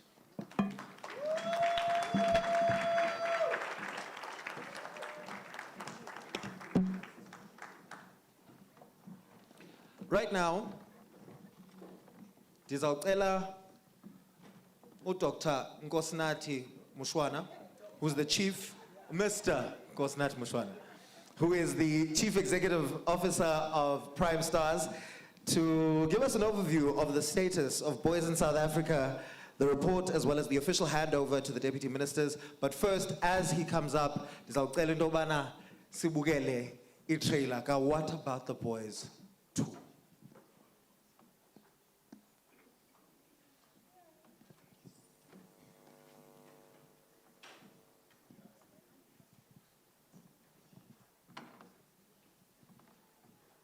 Intervention to co-creation.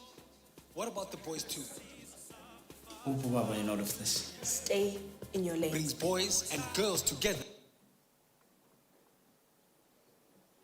to build a new social contract. Let's do it. Do what? Don't let anyone or anything control you. What is this cuck? Hey, your dad is going to kill you. Around respect, consent, and gender equality. Nomsa, I don't think you understand what's going on here. This is not a game. Nomsa, that man is old enough to be a grandfather. And that is none of your business. And now what about him? We've got important things to pay for, like higher rent, food, school fees. Hold, Brian. What do you want, Sinclair? Got a job for you. Hey, this is when. You understand? Tech. You just reminded me why I don't do small boys like you. Nomsa, he knew this. He took advantage of you. You're 17. What about the boys too? Because being better isn't just a lesson. It's a choice we make together.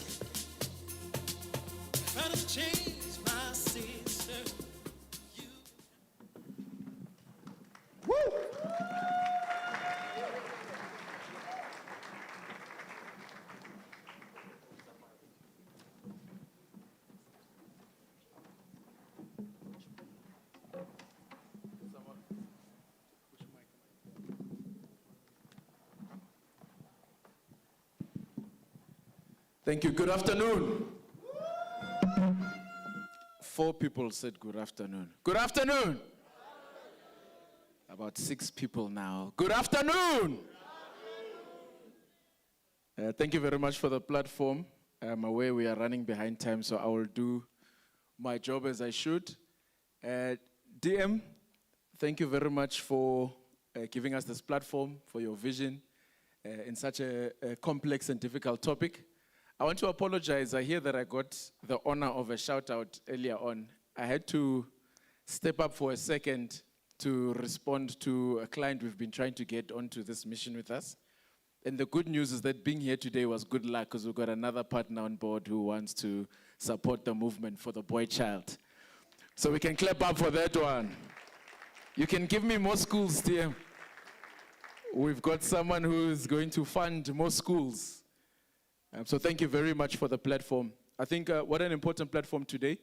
To everyone, my name is Nkosinathi Mushwana. I'm the newly appointed Chief Executive Officer at a company called PRIMESTARS. We've been advocating for youth development in township and rural communities for the last 21 years. First project we created was called Take a Girl Child to Work Day with Cell C. And since then, we've impacted over 1.8 million young people in education across career development, financial literacy, entrepreneurship, math and science, leadership, and now, what is probably one of our most impactful initiatives, What About the Boys? Our purpose is to transition young people from learning to earning. So the reason why we wake up every day is all of you young men here in this room and all of you young men and women watching online to ensure that we can indeed rebuild the South African dream by transitioning you to your rightful destinies. So my pleasure today is to present some information on the State of the Boy Child report that we put together about some time ago, a year ago, when we completed the first 3-year implementation of What About the Boys. This initiative speaks specifically to the topic of today, and I don't want to labor the points that were already raised. I think we've got some learned individuals in the room who are aligned on wanting to achieve the best for you young men here today. And I think you've heard enough from us. I don't want to say old people, seasoned people, and I've got the opportunity to then lay the ground for the panel of young men who's going to talk. I really want to hear from you guys. So, what about the boys? You saw the trailer shortly. Is a response to South Africa's GBV challenge, and we wanted to create a preventative movement nationally. When I say movement, we wanted to ensure that every single South African has a role they can play in contributing to the benefit of young men in the country. Dr. Masito over there, and by the way, Samora, thank you for telling the universe my future. I'm not a doctor yet. I'm not a doctor yet, but the universe is listening and I receive. So Dr. Masito speaks of a topic called social fathers, which really changed my mindset. It was a big revolution for me because in the work that we've done with What About the Boys and the report I'm going to share some insights from, we really wanted to find what are the root causes that have gotten us to where we are today. We fundamentally believe, because we work with hundreds of thousands of young people per annum, that I will move through the slides. My communications manager is losing it because I'm not changing slides. But I need to set the tone first. We believe that no young man is born violent. So there's something that happens on the journey from boyhood to manhood that socializes what we've seen manifested in society today. So with the program, we introduced curriculum through film, through educational booklets that are curriculum aligned, through partnerships, some of our partners in here and other GBV sector stakeholders who are professionals in the space, through social workers, psychosocial support and counselors in township and rural schools across the country, as well as urban schools, because GBV cuts across demographics and geographics. But I think one of the biggest differentiators of the initiative is that we had to call on men to take their rightful role in joining us on the ground and walk the journey with us in schools, TM. We've got over 400 men from different entities, whether biological fathers or not, but to use Dr. Masito's term, social fathers, who then committed their time to support us on this journey and mentor young men in communities nationally. We did that because we knew when it comes to topics like this, our mothers will always come. So we went and approached corporates, and the beauty of the initiative is that we've got over 40 corporate entities supporting the initiative. We've got over 20 GBV sector stakeholders. We are proud to have the department as one of the vision bearers, and we're excited about this 3-year report. There is a summary of engagement over 3 years. 60,000 boys engaged in the project, and this is some of the outcomes of that report that we hope the sector can use to improve your own processes and you can use to extend the impact you are running with. That is me. Let's move on. Okay, let me see if this works. I must point it over there. I am pointing it. All right, here we are.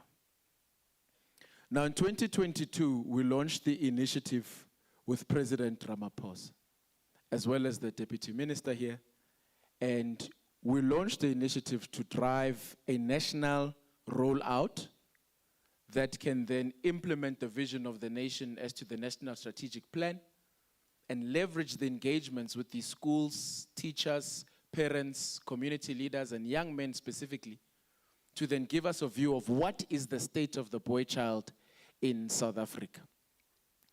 I'm going to move past some of the setting of the scene because our speakers before spoke eloquently about the challenges we face.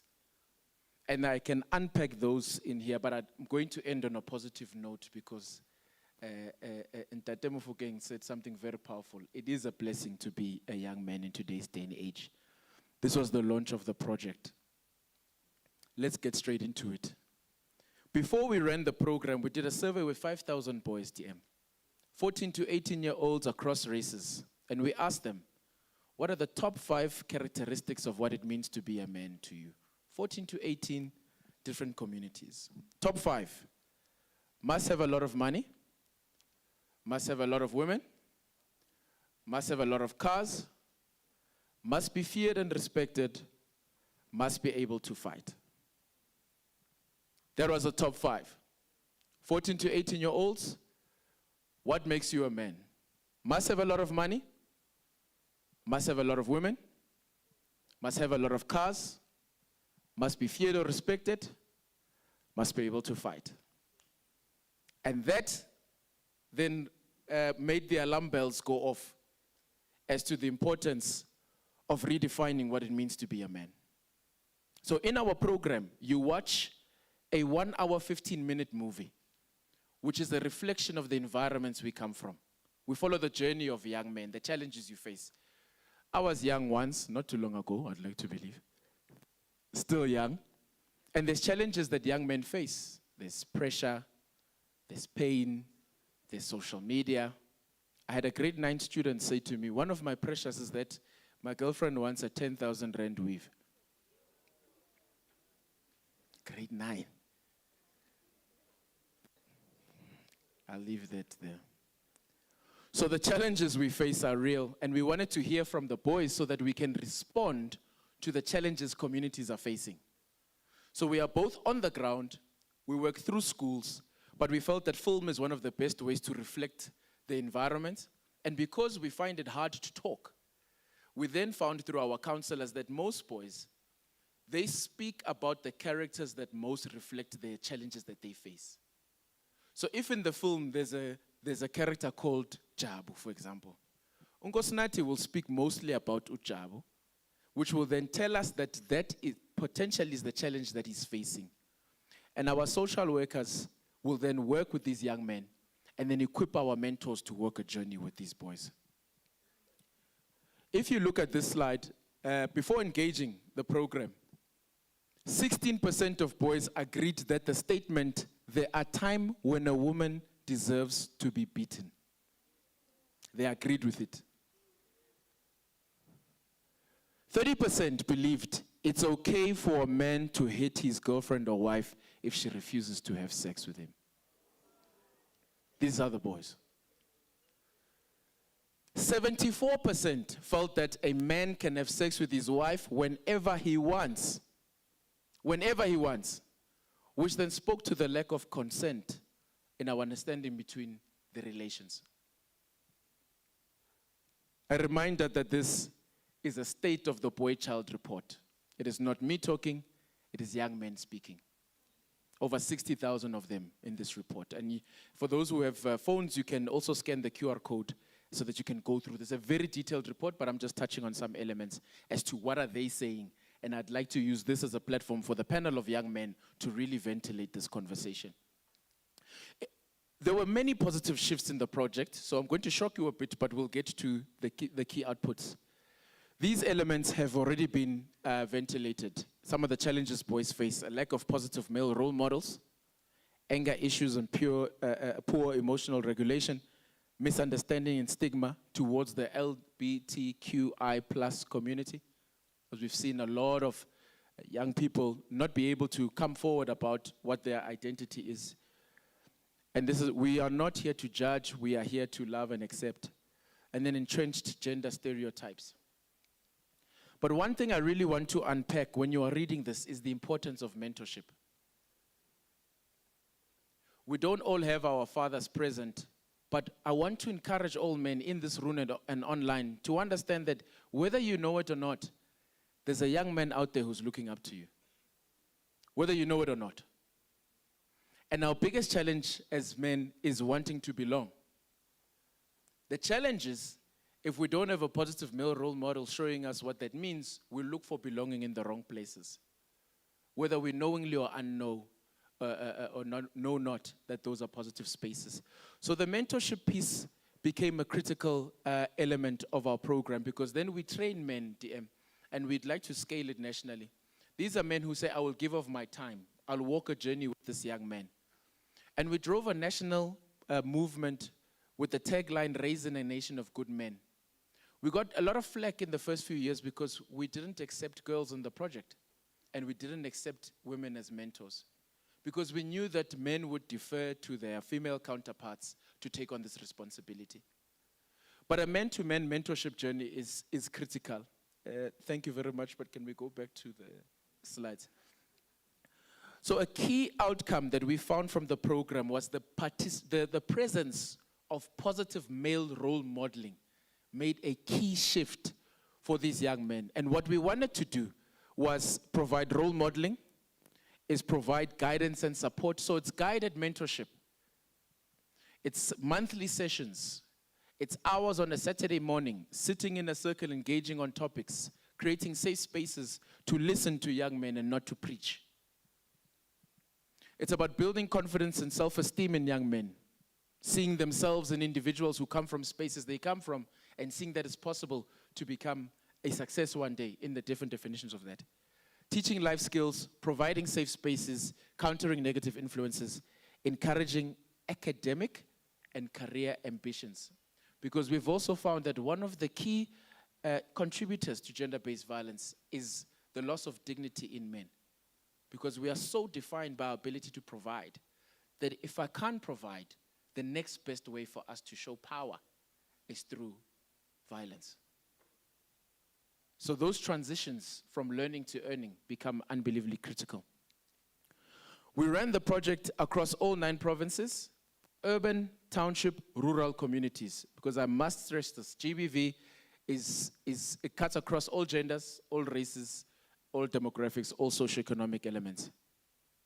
When we looked at the feedback from the mentors, and you'll see the mentor section when you're going through the report, is that emotional openness over time improved by 86%. There's a quote from a mentor. One boy told us this was the first time he cried in public. I remember there was a cinema I was in with about 500 boys, and I asked them, who of you have heard the words, I love you, from a man, your uncle, your father, in the last 6 months? About 10% of the room put their hand up. 500 boys, who of you have heard the words, I love you, from a male figure in your life in the last 6 months? 10% of them put their hands up. The impact of absentee fathers, a lot of their behavior stems from trying to be hard without guidance. I assumed I must be hard because all I see is being hard. Why are you hard? I'm not sure. But it seems like it's the right definition of being a man. Remember those 5 elements I mentioned. But what was positive post the program, and you'll see it in the outcomes and recommendations section, is the positive shift before and after the program over 3 years that teachers then reported. The teachers say they see boys helping girls carry books in some spaces. There's also an improvement of over 70% of girls responding to say, we feel safer in school. So there are measured outputs that we drive through the project. And you will see here that here we were talking about even some academic insights listening to the boys. 78% of the boys have trauma from community violence. 77% of them have household instability. 76% of them have a lack of role models. And 71% have a hyper-masculine pressure. In other words, even if I don't want to be violent or combative, it is the only way I can demonstrate that I'm strong, and it's the only way that I can get away from being bullied. Some of the girls' voices. The boys are softer but not weak, less harsh. They apologize when wrong. That's new. That's a 15-year-old from Wavend. One of them stood up and said he never respected girls before. We were shocked, but also proud that he can recognize it. So I really would love for you to go through the program, or rather the report, and see some of the key inputs of the program. And I want to summarize them in this way as I close so that I can really drive onto this. What makes these numbers important is not just the scale. They represent a fundamental behavioral shift. So it's not just about the challenges we've seen. The beauty of the report, and you'll see it closer to the end, is what some of the shifts are in the outcomes of the program 3 years later. And one of the big things we have to do, Deputy Minister, is we have to keep the momentum going. We must continue supporting these platforms. We must continue going into more schools. We must continue challenging individuals to play a role, because it's only through that momentum and collective responsibility that we can see this happen. We've also found that a lot of young men also complained about initiatives that come and go. They come and go. So why would I commit myself to that? But I must say that every statistic represents what a young man is beginning to rethink. He's beginning to rethink what strength looks like. They were also beginning to rethink what respect means. They were beginning to rethink what kind of man they want to become. Independent evaluations also found post the program that there was a 67% reduction in bullying in participating schools. Feedback from learners and teachers in those spaces, a 67% reduction in bullying. Teachers spoke of an improved classroom participation of 81% post the program 3 years later. They also spoke of better peer interactions. 61% of teachers reported that. And also positive engagement with female learners was reported by 52% of the teachers. But perhaps most importantly, many boys told us that this was the first time in their lives that they felt safe enough to speak honestly about who they are and the emotions they go through. The importance of safe spaces and not being judged. These are not small moments. It is what breaking the silence looks like. And the silence is real. The silence truly is real. What is important is some of the behaviors I mentioned earlier are not born with these young men. They are learned. They are seen. They are inherited through harmful social scripts. The scripts you heard of today. But our intention and our program exists to interrupt those scripts before they become disruptive behavior. So to the young men, the future superstars sitting here today, many of you are carrying pressure that none of us see. Many of you are carrying pressure that none of us see and none of us probably understand. I hope that you can get a copy of the report so that you can see reflections of yourself in it. But more importantly, I'd love to hear from you as to what it is we can do better and more for you. The State of the Boy Child report revealed something powerful. That boys are relieved when somebody finally asks them what they think and what they feel. When we stop and ask what they think and what they feel. Another young man from Katlehong said, I thought I had to be angry to be a man. And he says, now I'm learning the power of writing how I feel. That is prevention in action. And now the extension of the project, if I go to the slide that has both the young men and women on it, and we can come back to that slide on the report, is this year, based on these learnings and some of the outcomes, you would have seen that some of the bigger challenges as well are teenage pregnancy amongst bullying. So the second movie speaks to the challenges we found in the schools. That's what the movie is about. And I'd like to invite you to engage with us. My team are all the ones that are wearing these What About the Boys tops. And anyone who's wearing What About the Boys, I see Refilo at the back with What About the Boys. I see my young men with the boys. Please come to the front so I can quickly get you guys to model. Come to the front quickly as I finish. Come to the just here. Just come to the front here. As I finish. Just come to the front as I finish. So for those who are interested in getting their school to benefit from the project, or those that are wanting to come forward as mentors to the program, both men and women, because this year we're actually extending the program for the first time to boys and girls in schools. Because we are going to teach boys to unlearn dominance, we must teach girls to unlearn silence. It is critical. That is the new trajectory of the program. And for the first time, we're bringing them together in a shared learning environment to collectively challenge harmful gender norms, create mutual understanding, and reshape what young people admire, reward, and expect from one another. We'll continue the work with the GBV Prevention Fund and Presidency, together with the department, and drive this as a national movement. Now, why I asked you guys to come to the front, because I know you want to move, is that this movement cannot work if all of us do not take collective responsibility. These tops that they're wearing for What About the Boys were put together by Markham. So the TFG group are a big partner in the program, and we wanted to find a way to get any South African to support a young man. So each t-shirt you buy, each sweater you buy, each hoodie you buy supports another young man. They have donated over 6 million rand in the last 3 years just from the sale of these T-shirts, and that has gone straight into rural schools across the country. So I want to encourage you to purchase and get your families to purchase because it supports more young men. And DM, your office will be supported by my team. You just need to give them your sizes. My problem is that you dress so well. I hope this will get to your standards, DM. So in closing, thank you guys. Thank you very much. In closing, when you guys do the Good Men Pledge, because we got every young man in the program to do a pledge, and this year we're launching the Girls Pledge as well. It's what we pledge to commit to from a behavior perspective, and then we report on the changes in behavior thereon. This is the new movie of the program, and what I want to then say is, as the young men here take the Good Men Pledge, they must remember that being a good man is not perfection. Being a good man is not perfection. It's a daily decision. And to the older men, in the room as well. It's a daily decision. It's a decision to respect ourselves.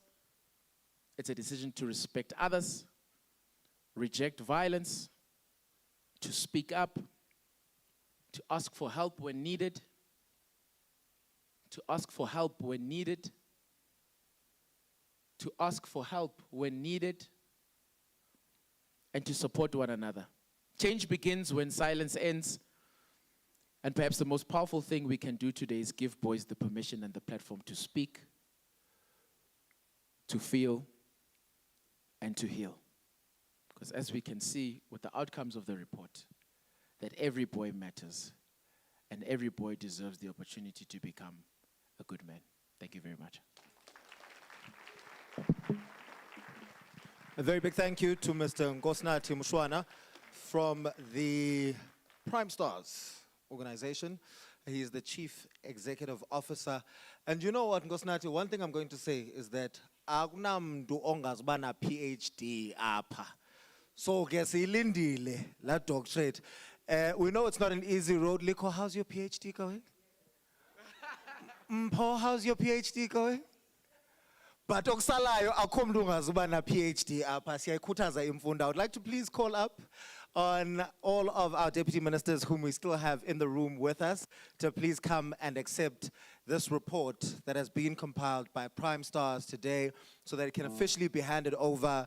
It's work that has been done, that has been put together, and it's now time for us to assist in implementing it. And the only way we can implement is if we know what we are dealing with. Thank you again to PRIMESTARS for putting it together. We really do appreciate it. Please give them another round of applause.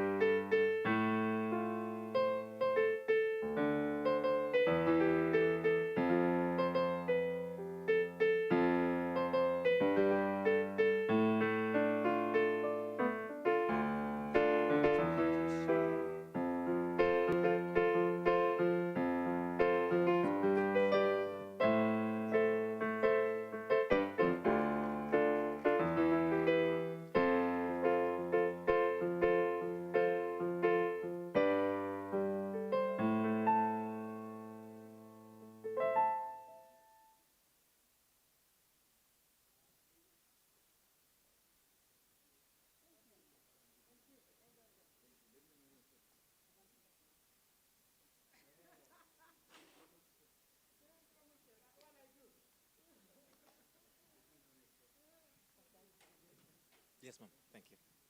Thank you very much. Thank you.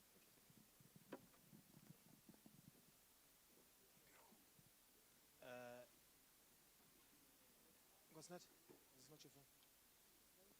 This is yours.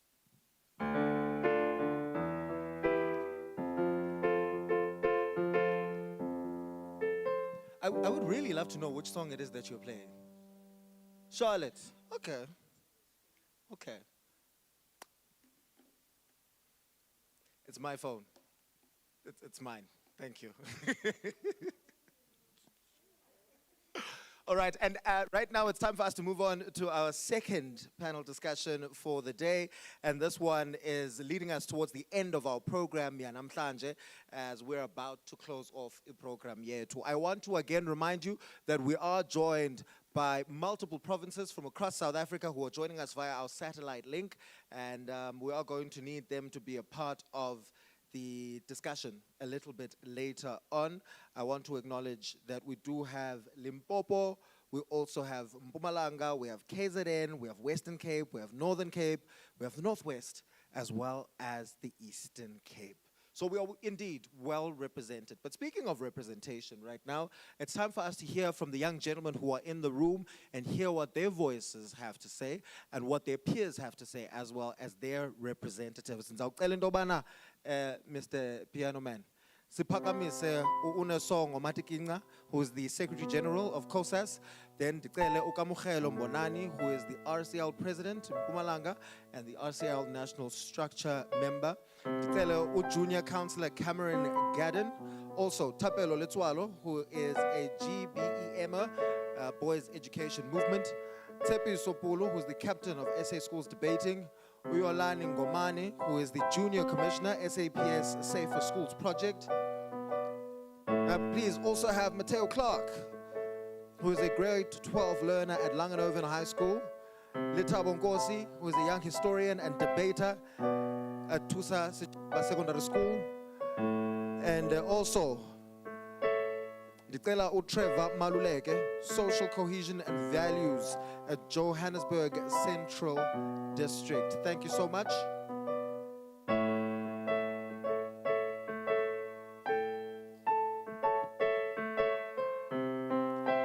Gladiators, strong gentlemen, I need you one more time.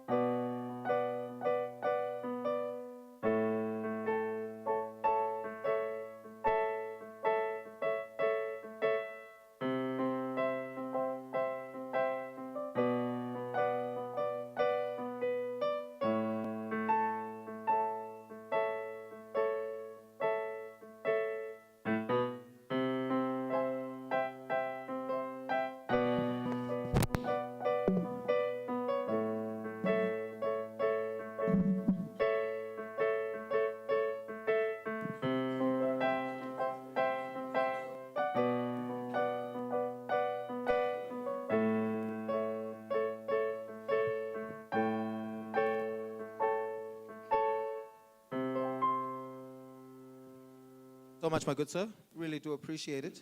Really know how to fill the spaces there, you know? But right now, as I had said, it's time for us to hear from the young gentlemen themselves as they represent the population of young boys within the context of South Africa. And it's time for us to hear from them.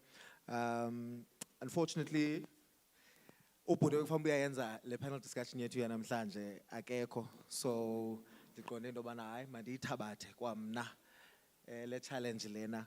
Ndizawuqala phana ke kuKamugelo Mbonani, who is the RCL president from Mpumalanga and is also a part of the RCL national structure.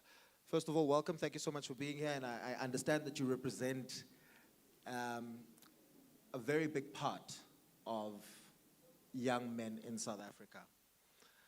How is the RCL positioning the issues of young men and boys in its development agenda? I'd also like to remind you guys that you're more than welcome to speak in any language that you're comfortable in. Thank you so much, sir. Ladies and gentlemen, honorable and distinguished guests, fellow panelists, together with members of the House at its largest capacity. Standing before you today is a man with unwavering determination, an individual driven by the relentless pursuit of excellence, I go by the name Kamogelo Mangale Sumbonani, and with utmost importance I stand as the recently instated Provincial RCL President for the Province of the Rising Sun, Mpumalanga. Behind the smiles of every young man seated across this room, behind the smiles of the boys in our classrooms, are young men battling anxiety, depression, abuse, substance abuse, bullying, and a lot of other factors that contribute to us is significantly saying that men are hated in this country. And amidst all those problems that we're facing, we still are facing a popular statement that says men should continue suppressing their emotions. So before I answer your question, I would like for all of us to imagine a country that is fraught with toxic masculinity, where laws are written but not enforced. A country where young men are often told to man up instead of speak up. Exactly. We don't even have to imagine it, because this is the exact reality of the current condition our country is in. So how can we continue to say that young men aren't having representatives when we ourselves aren't providing necessary support for them? We are not serving as the right voices for them. However, sir, with the structures such as the RCL, these young men across the country are provided with a platform and opportunity to express themselves, as it gives them a sense of purpose. The society has been indoctrinated to believe that the young man has been left behind. However, I utterly disagree with that statement. I believe that the young man leaves himself behind. The young man has been indoctrinated to believe that even though we are a part of patriarchal society, they are represented. However, this is false. When we examine the kind of learners, considering the fact that I am a teenager myself, and I interact with young boys from ages 12 to 18 years old on a regular basis, I understand that the only thing that affects them most is the fact that they do not have hope. Right. They believe that their representation has always been in the form of discussions such as these platforms, but actions are absent. Thank you so much, Kamogelo Mbonani, who is the RCL president in Mpumalanga. I envy anybody who lives in your household, because they wake up to hear you speak like that every single day. Don't need to switch on Metro or 947, I'm telling you. We're moving on to Junior Councillor Cameron Gadden, who is the Junior Opposition Leader at the City of Johannesburg. Junior Councillor, thank you so much for being here. As a Junior Leader of the Opposition of a world-class African city, how have you and the different Section 79 subcommittees in supporting the Junior Mayor used your voice and position responsibly for the boys of the City of Johannesburg? Thank you so much, and thank you for giving me this opportunity to share my thoughts and assist these boys and empower them in the way that we have been able to at its fullest capacity today. Truly, I've tried to make my role as junior councillor congruent with the other roles and responsibilities that I have, not only to the city of Joburg, but as the deputy head boy of King Edward VII School, as a speaker on the South African debating team for 2026. I've tried to make those roles not only congruent, but coherent in the way that we champion ideas. And so what that's looked like in my life is I've recently pioneered and had the opportunity and privilege to champion this campaign called the Me Campaign at my school and in the city. And what that is it's named after a boy at my school, a very close friend of mine, Matthew Ernston, who unfortunately, tragically took his own life in 2024 under the pretense of mental health struggles, mental health challenges, and under the dangerous paradigm that a man has to be everything to everyone all of the time. And that is an incredibly dangerous paradigm, because we as men feel that incredible burden, that we have to be not only men to ourselves, we have to be men to women, we have to be men to other men. And like all of those things before, it's also indicative of the fact that we aren't just man and woman. That's the reason as to why God or these religious doctrines tell us and stipulate that a man is not a stipulation. You are not a document. It's not a threefold process. You aren't defined by how thick your wallet is. You aren't defined by how many cars you have, how many girlfriends you have. My friend Adrian over there wouldn't be able to relate to that. Wow. Or you aren't characterized necessarily by, like, if you've seen also my captain over here kick a ball, throw a ball, you'll see that you're not defined by athleticism. But I think what's incredibly important and why that paradigm is so important is because what Tshepiso lacks in athleticism, he makes up for in the important traits in things like empathy, things like kindness, things like leadership. And to me, not only are those things equal, but I think that they're actually more important. And that's what I want my young boys at the school to understand, boys in Johannesburg to understand. And when we engage with other relationships or other elements in our lives like women, not only are we may not be the same, but we are equal. And we have a responsibility not only to them, but to ourselves. And that's exactly what the Me campaign is necessarily trying to champion, that we can embody the traits that can stop those things like happening before, like empathy. Thank you so much, Cameron. Appreciate it. You know, the one thing I love about Cameron is that he not only points out the negative, but he will build you up as well. Almost like a mouse. You know, they say it bites and it blows. It bites and it blows.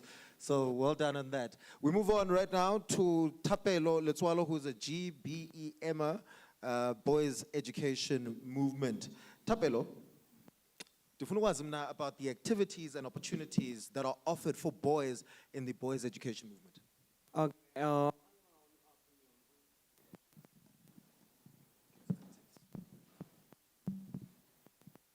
Okay, on my own opinion, on the way I view things, on my own outside, PGM is a boys and girls educational movement.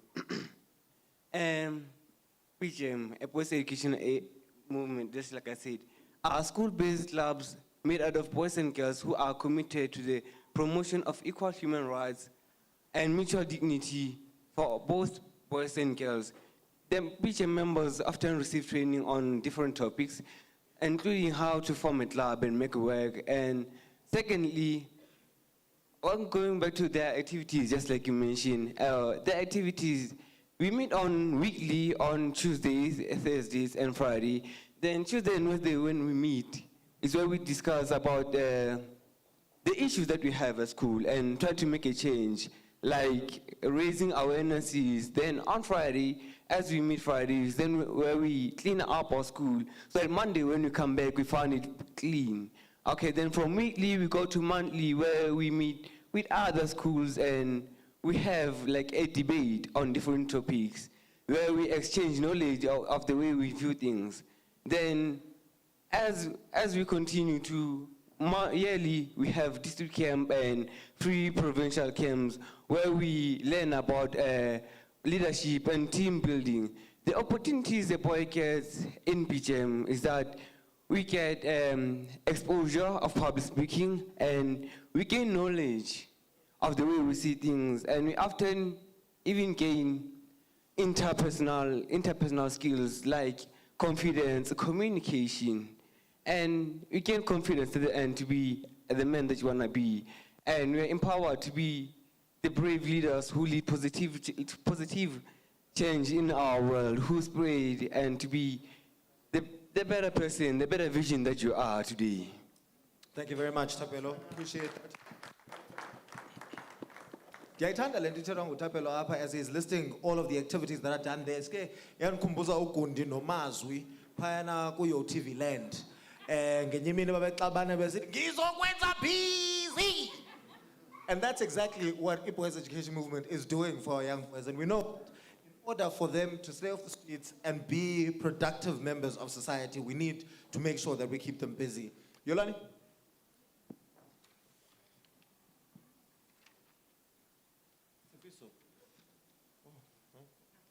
Okay. Yes. Tshepiso, how are you, brother? Thanks. How are you, sir? Laka. Okay. So you are the captain of the SA team for schools debating. Now, as a debater, we regard you as a young man with a strong and quite a loud voice as well. And it is important that you use that voice and that power, right? But how do you intend to use it and the debating platform to advance the boys' agenda responsibly? I just want to preface my answer with the fact that advocacy without action is pointless. Because the mindsets of people don't change, and therefore their actions will never change. I say expectation is like a mountain that crushes men, because my favorite quote is, gender is a play. And the problem is, we've had the character of men decided for them, and they've been forced into those roles, and now we tell them to change. And we tell them to change for good reason, because the world has changed as well. But you know what? We've left him alone or behind for so long that he forgets himself, and that he clings to old ways. We need to look into ourselves, and we need to look into the perceptions we have about what gender means. Because if gender is a play, then gender is a choice about what characteristics you put forward. My platform is about addressing those root causes, because we only cling to know old ways because we don't know better ways of doing things. And we need to display those options to men and show them, which is why platforms like GBMers are so useful, or any other after-school program that teaches men not just how to be the men of old, because we're told we're the softest generation of men ever, but to be men who can exist in a world today with a platform that is useful, and men to other men who aren't expecting of us to be totally masculine, but to just be ourselves. My platform is that. And to Cameron, I play first team hockey. Thank you very much, Jeppe Sopulu, who's the captain of the SA Schools debating team. You know, tying in with what you were saying, Jeppe, so I actually am going to jump straight to Mateo. And we're talking about masculinity and boyhood. And I want to come to you, Mateo, and I want to ask you, some boys think that boyhood can be expressed by being uncaring and by being disobedient. Ufumanisa into yobana umntu is extremely smart. However, in order for them to portray masculinity yabo, they feel that they need to be uncaring or disobedient. What would you advise other young boys who want to do that as well, or want to do as well as you do at school, but are afraid of being tagged as nerds?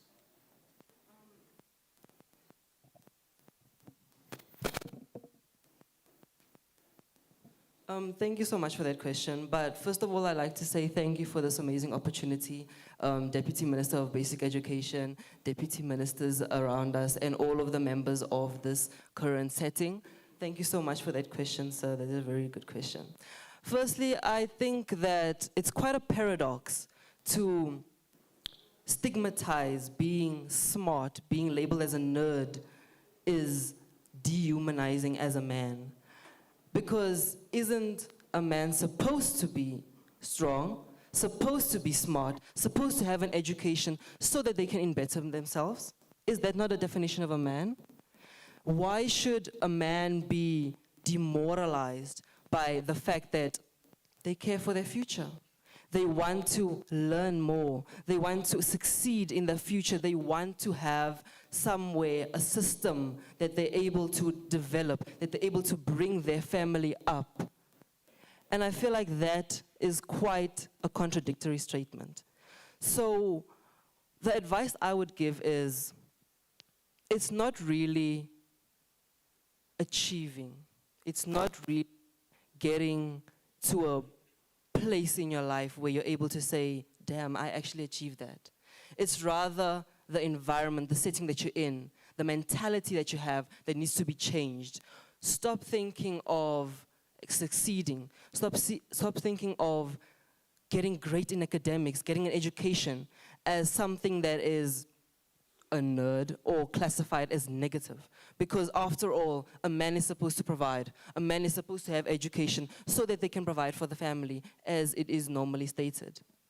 So with that being said, I'd like to say that think rather of education as a tool for you to better yourself as a man, rather than taking it as a step back and looking down upon it. Thank you so much to you, Mateo. Mateo is a grade 12 learner at Langenhoven High School. As you can see from all the badges and scrolls on his blazer, he is indeed a top achiever, and we expect to see really great things at the end of this year from him. And from that, I get that masculinity and being a man is actually caring. It's caring about your future. It's caring about the outcome. It's caring about your academics. It's caring about those around you. We're going to go back now to Yolani Ngomani, who is the Junior Commissioner for SAPS Safer Schools Project. Yolani, as we tie in with what Mateo was talking about there, boys are often stigmatized as perpetrators of school-related gender-based violence, yet we all know that they can also be victims of many things also. And often finding it difficult to report instances like bullying. How can you support them as junior commissioners? Thank you very much, Mr. Samora. Greetings, my name is Yolani Ngomane, grade 10 student from Kibla Park Secondary School, and I'm also the junior station commander of Mondio Police Station. So the reason behind boys not reporting cases is mainly because of fear. Number one, fear that should I report this, okay, they deal with it. And then after school and after I exit the school premises, then what are the odds of the same people that I reported attacking me, assaulting me? Number two, fear of being labeled as weak. As we know that boys often wear a mask to hide their pain, a mask to hide their emotions. And now, what boys like to do, they like to label, if you're a boy that chooses peace over fighting, then automatically you are called weak. And they like to link it with sexual orientation, whereby if you are a boy who chooses peace, then automatically you're called gay. And which points out also the misconception that is around young boys, that gay men or gay individuals are rather weaker than heterosexual men. And as the junior commissioners, we have identified this problem, and we have developed a venting box system. Now, this is a system that allows learners to vent anonymously without fear of being exposed, without fear of someone knowing their deepest secrets.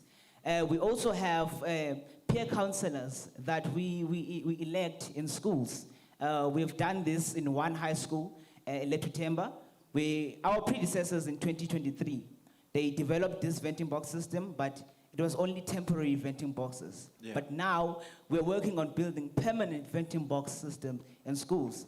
And of course, we have peer counselors in Letutemba High School. It's small steps, but ultimately the results will be bigger. And as time goes on and as our finances increase, then we'll be able to develop more venting box systems and distribute them to schools. And something that I would like to emphasize is extracurricular activities in schools. You know, in the early days of the chess club that was started in my school, I would have matches with different boys all around the school because the chess club had not yet found its feet. And I would have matches with boys ranging from the most intellectual and the most well-behaved to learners that you normally find wreaking havoc in classrooms, learners that you normally find in the principal's offices having a hearing. But when we sit down and actually prepare to have those matches, I see different kinds of boys. Boys that I, as a leader, would like to see on a day-to-day basis, that their parents are fighting to see on a day-to-day basis. So we need to have those programs in the schools. And ultimately, Mr. Samora, when you hear we are raising a generation of men where we want to see a decreased level of GBV, when we are raising a generation of young men who will grow up to be responsible fathers, who will raise children in comfortable homes, we need to develop those young men in places where they're infested, and that is mostly the school community. Yes. And up until such time where we have achieved this, up until such time we've seen our dream coming true, then aluta continuous. Thank you so much. I appreciate that. Yolani, I also live in the South, and it's nice to know that we've got someone who's a part of the force who I can call should I be in any kind of trouble. I would love to see a strong man like you come and defend our neighborhoods. We expect a lot from you in the next coming years as well. As we move on right now also, and we're about to close it off, we've got Lethabo Nkosi, who's a young historian and debater at Tusa Sechaba Secondary School. Welcome. Thank you, sir. When we speak of support, especially support for boys within the school context, do you think that we have enough support? So firstly, I would like to greet everybody in the room and thank the amazing opportunity. So the answer is simply a no. We don't have enough support in the school because too often we are driven by the fact that, or we assume that boys are inherently resilient. We think that they can just handle it. And according to the data and the lived experiences of our youth, it tells a different story. When you ask this question, we need to focus on the types of the boys we have. We need to focus on the straight boy who is currently pressurized by the outdated stereotypes to firstly hide his anxieties, mask his depression with anger, or stay in silent even when they are experiencing problems, because they are told that when they are crying, they are simply showing weakness. And also need to look with equal agency at the gay boy who navigates our school hallways with the crushing fear of being rejected, isolation, and who always think or just think in their school, is it a battlefield or a sanctuary? So there is a quote by this man, I forgot his name. It says, it is easier to raise stronger children than to restore broken men. So right now, if we don't give our boys adequate emotional, psychological, and social support, we are choosing the most painful, terrible, and expensive way of trying to restore broken men. So now, I can still say we don't have enough support because you can see with situations like this, if you have an issue at the schools that involves a boy and a girl, normally a boy's side is never given an ear. They don't normally listen to what the boy have to say. They just take the decision, showing that the support is being given mostly to the girls, forgetting that the boys are also human beings. They need to be listened to. So yesterday I sent an email to Mr. Liko Botman. I was confirming my attendance, and he replied and said, "Thank you, Lethabo Mtanam." It showed that we as boys, we have people who we can cry on. It's just that we fear to be labeled as being weak. But in my school, Tusa Chaba, because we saw that we don't have enough support, we have decided to form a group we should call peer supporters. Yeah. So we were educated by a social worker and many social workers and people from the district on how to support the peers and stuff. So now, if the boys, not specifically the boys in the school, but every learner in the school feels like they need a peer to support them, we are always there for them. So brick by brick, step by step, and choice by choice, we can make sure that we create better boys in the future, because South Africa needs better boys. South Africa certainly does need better boys. Thank you so much, Lethabo Nkosi. Lethabo is a young historian and debater. And also, just to help you out there, it's easier to build strong children than to repair broken men. That was by Frederick Douglass. Moving on to Trevor Maluleke, who's a social cohesion and values, Johannesburg Central District. Trevor, what should parents and teachers know about boys which you think they do not quite understand? Thank you. Thank you so much for this opportunity. Firstly, I would like to say that the community expects boys to not to be involved in jobs that are considered as feminine jobs.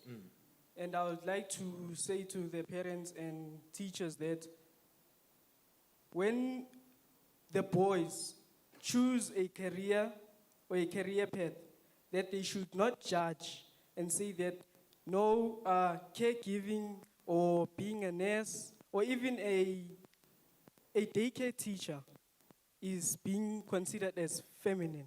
Yeah. Because that if that's where a boy's passion is, talent is, then when that boy continues and pursues that, he can grow and become great.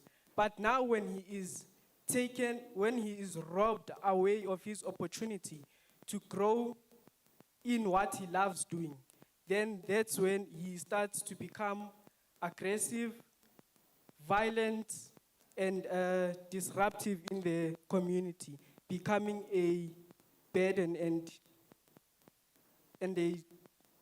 not a credit to the world. Thank you. Thank you very much, my brother. That is Trevor Maluleke from the Johannesburg Central District. It's all about social cohesion as well as values. Gentlemen, thank you so much. It has been an absolute pleasure interacting with you.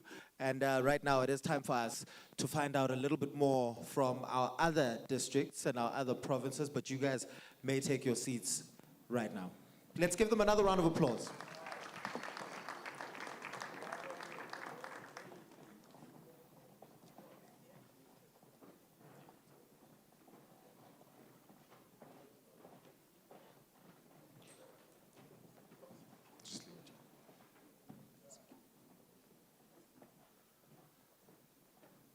In order for us to be able to extend this conversation and for it to also reach other places, other provinces, and other districts, it's important for us to be able to hear from young people in those places, to be able to hear what they have to say for the people that they represent in their regions as well. And we're going to be going to those. We've got Ukoketso Mongezi Danki from Sunrise of View Secondary in the Northwest, who is going to be weighing in on today's conversation as well. Good day, ladies and gentlemen. Today I stand before you to talk about a commitment to positive masculinity. Positive masculinity is not about raising what it means to be a man. It is about expanding. It is the understanding that true strength is not found in dominance, but in lifted balance and supported communities. It is having the courage to stand up when we see injustice, even if it's a joke in a locker room or a comment by a friend. It is acknowledging that men experience fear, sadness, and doubt, and that expressing those feelings is a sign of resilience, not weakness. It is the ability to listen, truly listen, to the experiences of women, non-binary individuals, and other men, without rushing to defend or dismiss. I thank you. Thank you very much to Koketso, all the way in the Northwest. Moving on to Letabo Murutu, who is from Tashela Secondary School in Limpopo. Salutations. My name is Latam Rudu, and I am the academic officer of the province of Limpopo. Today, I am here to talk about a day that is imperative for the growth of the emotional intelligence of a young boy. International Day of the Boy. International Day of the Boy is imperative for the growth of a human child, that is specifically a male. Because without this day, or without a platform where young males can express their emotions and can express the emotional turmoil that they go through on a daily basis, we get things such as GBV, femicide, abusers, criminals around the world. These numbers have been rising. And we see these numbers rising because these days like these are not valued as much as other days. It is imperative that this day is very much valued and is very much seen for what it is, because it is very important and imperative in the lives of a human boy. Human boys are taught to be impermeable. They're taught to be as rocks. But permeability is imperative for the growth of a human child and the evolution of the human race. Today, we see the adults of today that are males unable to balance their lives, unable to express their emotions. This is because as they were young, when they were boys, they were not given the platform to grow, the platform to explore. It is now our responsibility to make sure that the young boys of this generation are given that platform. The young boys of this generation are able to adapt to the future generations to come and able to teach them nothing that is about toxic masculinity. It is imperative for us to push this narrative forward. It is imperative for us to fight that in the future there will be no such thing as abusers, femicide, or GBV.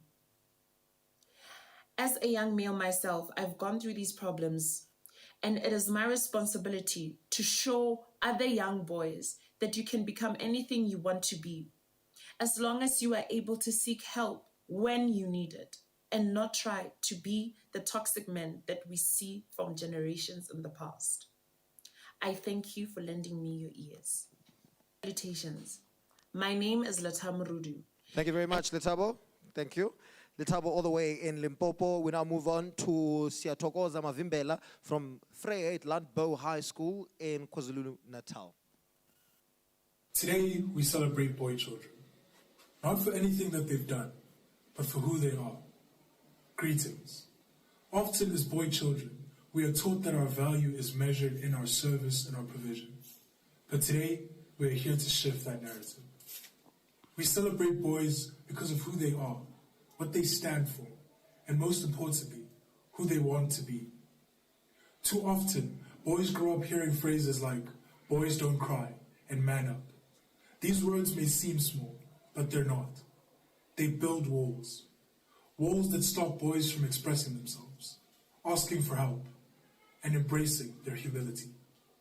But let me remind you that strength is not about the absence of emotion, but the courage to face them.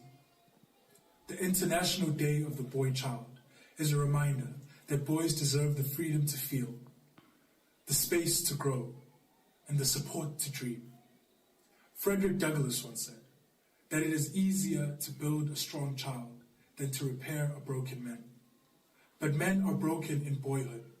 So if we invest in boys mentally, emotionally, and socially, we build a future that is filled with men that are strong and compassionate. So to all the boys listening, you are enough. You are allowed to fail and try again. You're allowed to dream. And most importantly, you're allowed to be kind, gentle, and strong all at once. Very big thank you to Siyathokoza all the way from KZN. And last but not least, we're going to hear from Michael Daniels from the Western Cape.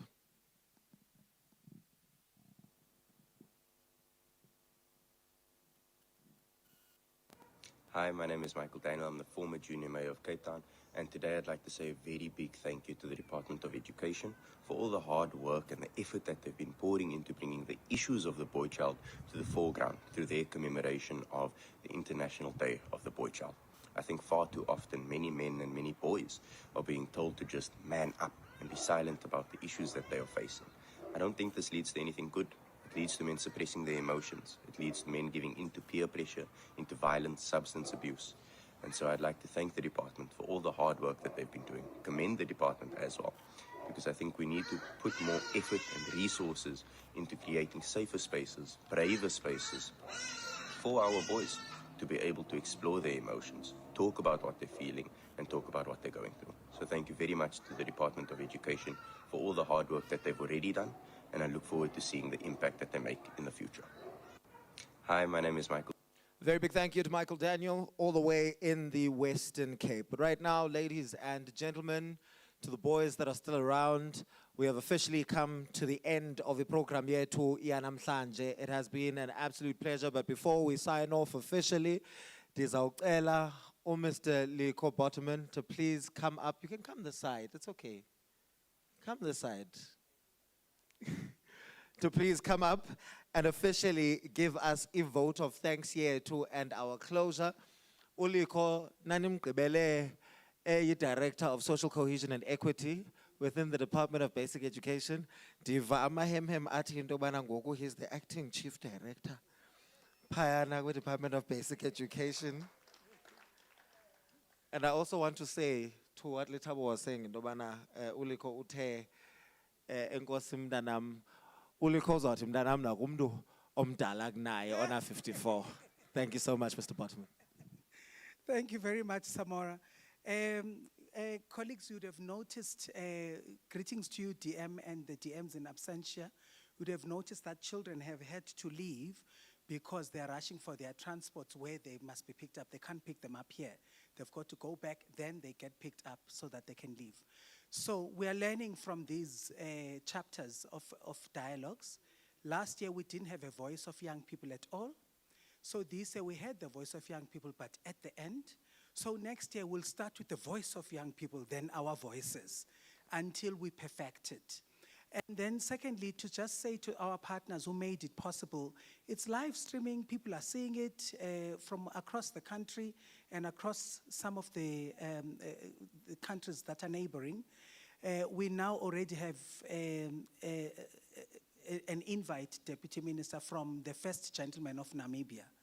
He says that we must engage with him, come there, so that he helps us to champion this work of young men and boys. And I know that we also have the Princess of Lesotho, who has been introduced to us, who is now Queen Consort. She also wants us to come so that we can then engage. So GIZ and AHF and other partners are going to be facilitating those engagements. We do want to say to some of our friends who are very famous people who have come, to say that thank you very much for coming, because we wanted you to hear what we are about, Mfukeng, so that when the time is right and these people that have money, these people who have got money, make it available to me. I don't have to justify myself, and Deputy Minister doesn't have to justify herself in Parliament as to why she came to you, because you were here. So she started with you. So we are looking for that. So but to also just say to our partners, I know that many of them, Deputy Minister, have already built up the work in their plans for the year. It's so beautiful to watch. We're going to request that they come meet with you as partners now, without the audience, so that they present to you their work plans. They've got exciting investments that they've made into this work. And I think that's where many of our friends that are here are gonna be featuring. So please keep your phones on and wait for our invites to some of that work, which is going to be billable work, Mkijima, don't worry. Because we respect our artists very much, but we're gonna be going around the country having these continuous conversations with boys. But other than that, I just want to say lunch is served. There's enough of it. We will go out of this room. They will show us where the lunch is for us, and the children already have received their lunches and their hampers and their goodie bags. The day was just about them. They left bearing gifts from us. Until next time, we have this every year in May. Please keep us in your plans. Thank you very much. The meeting is closed. A very big thank you, Mr. Bottoman. Thank you so much to each and every single one of you. Again, my name is Samora Magesi, and I'll see you at lunch. Goodbye.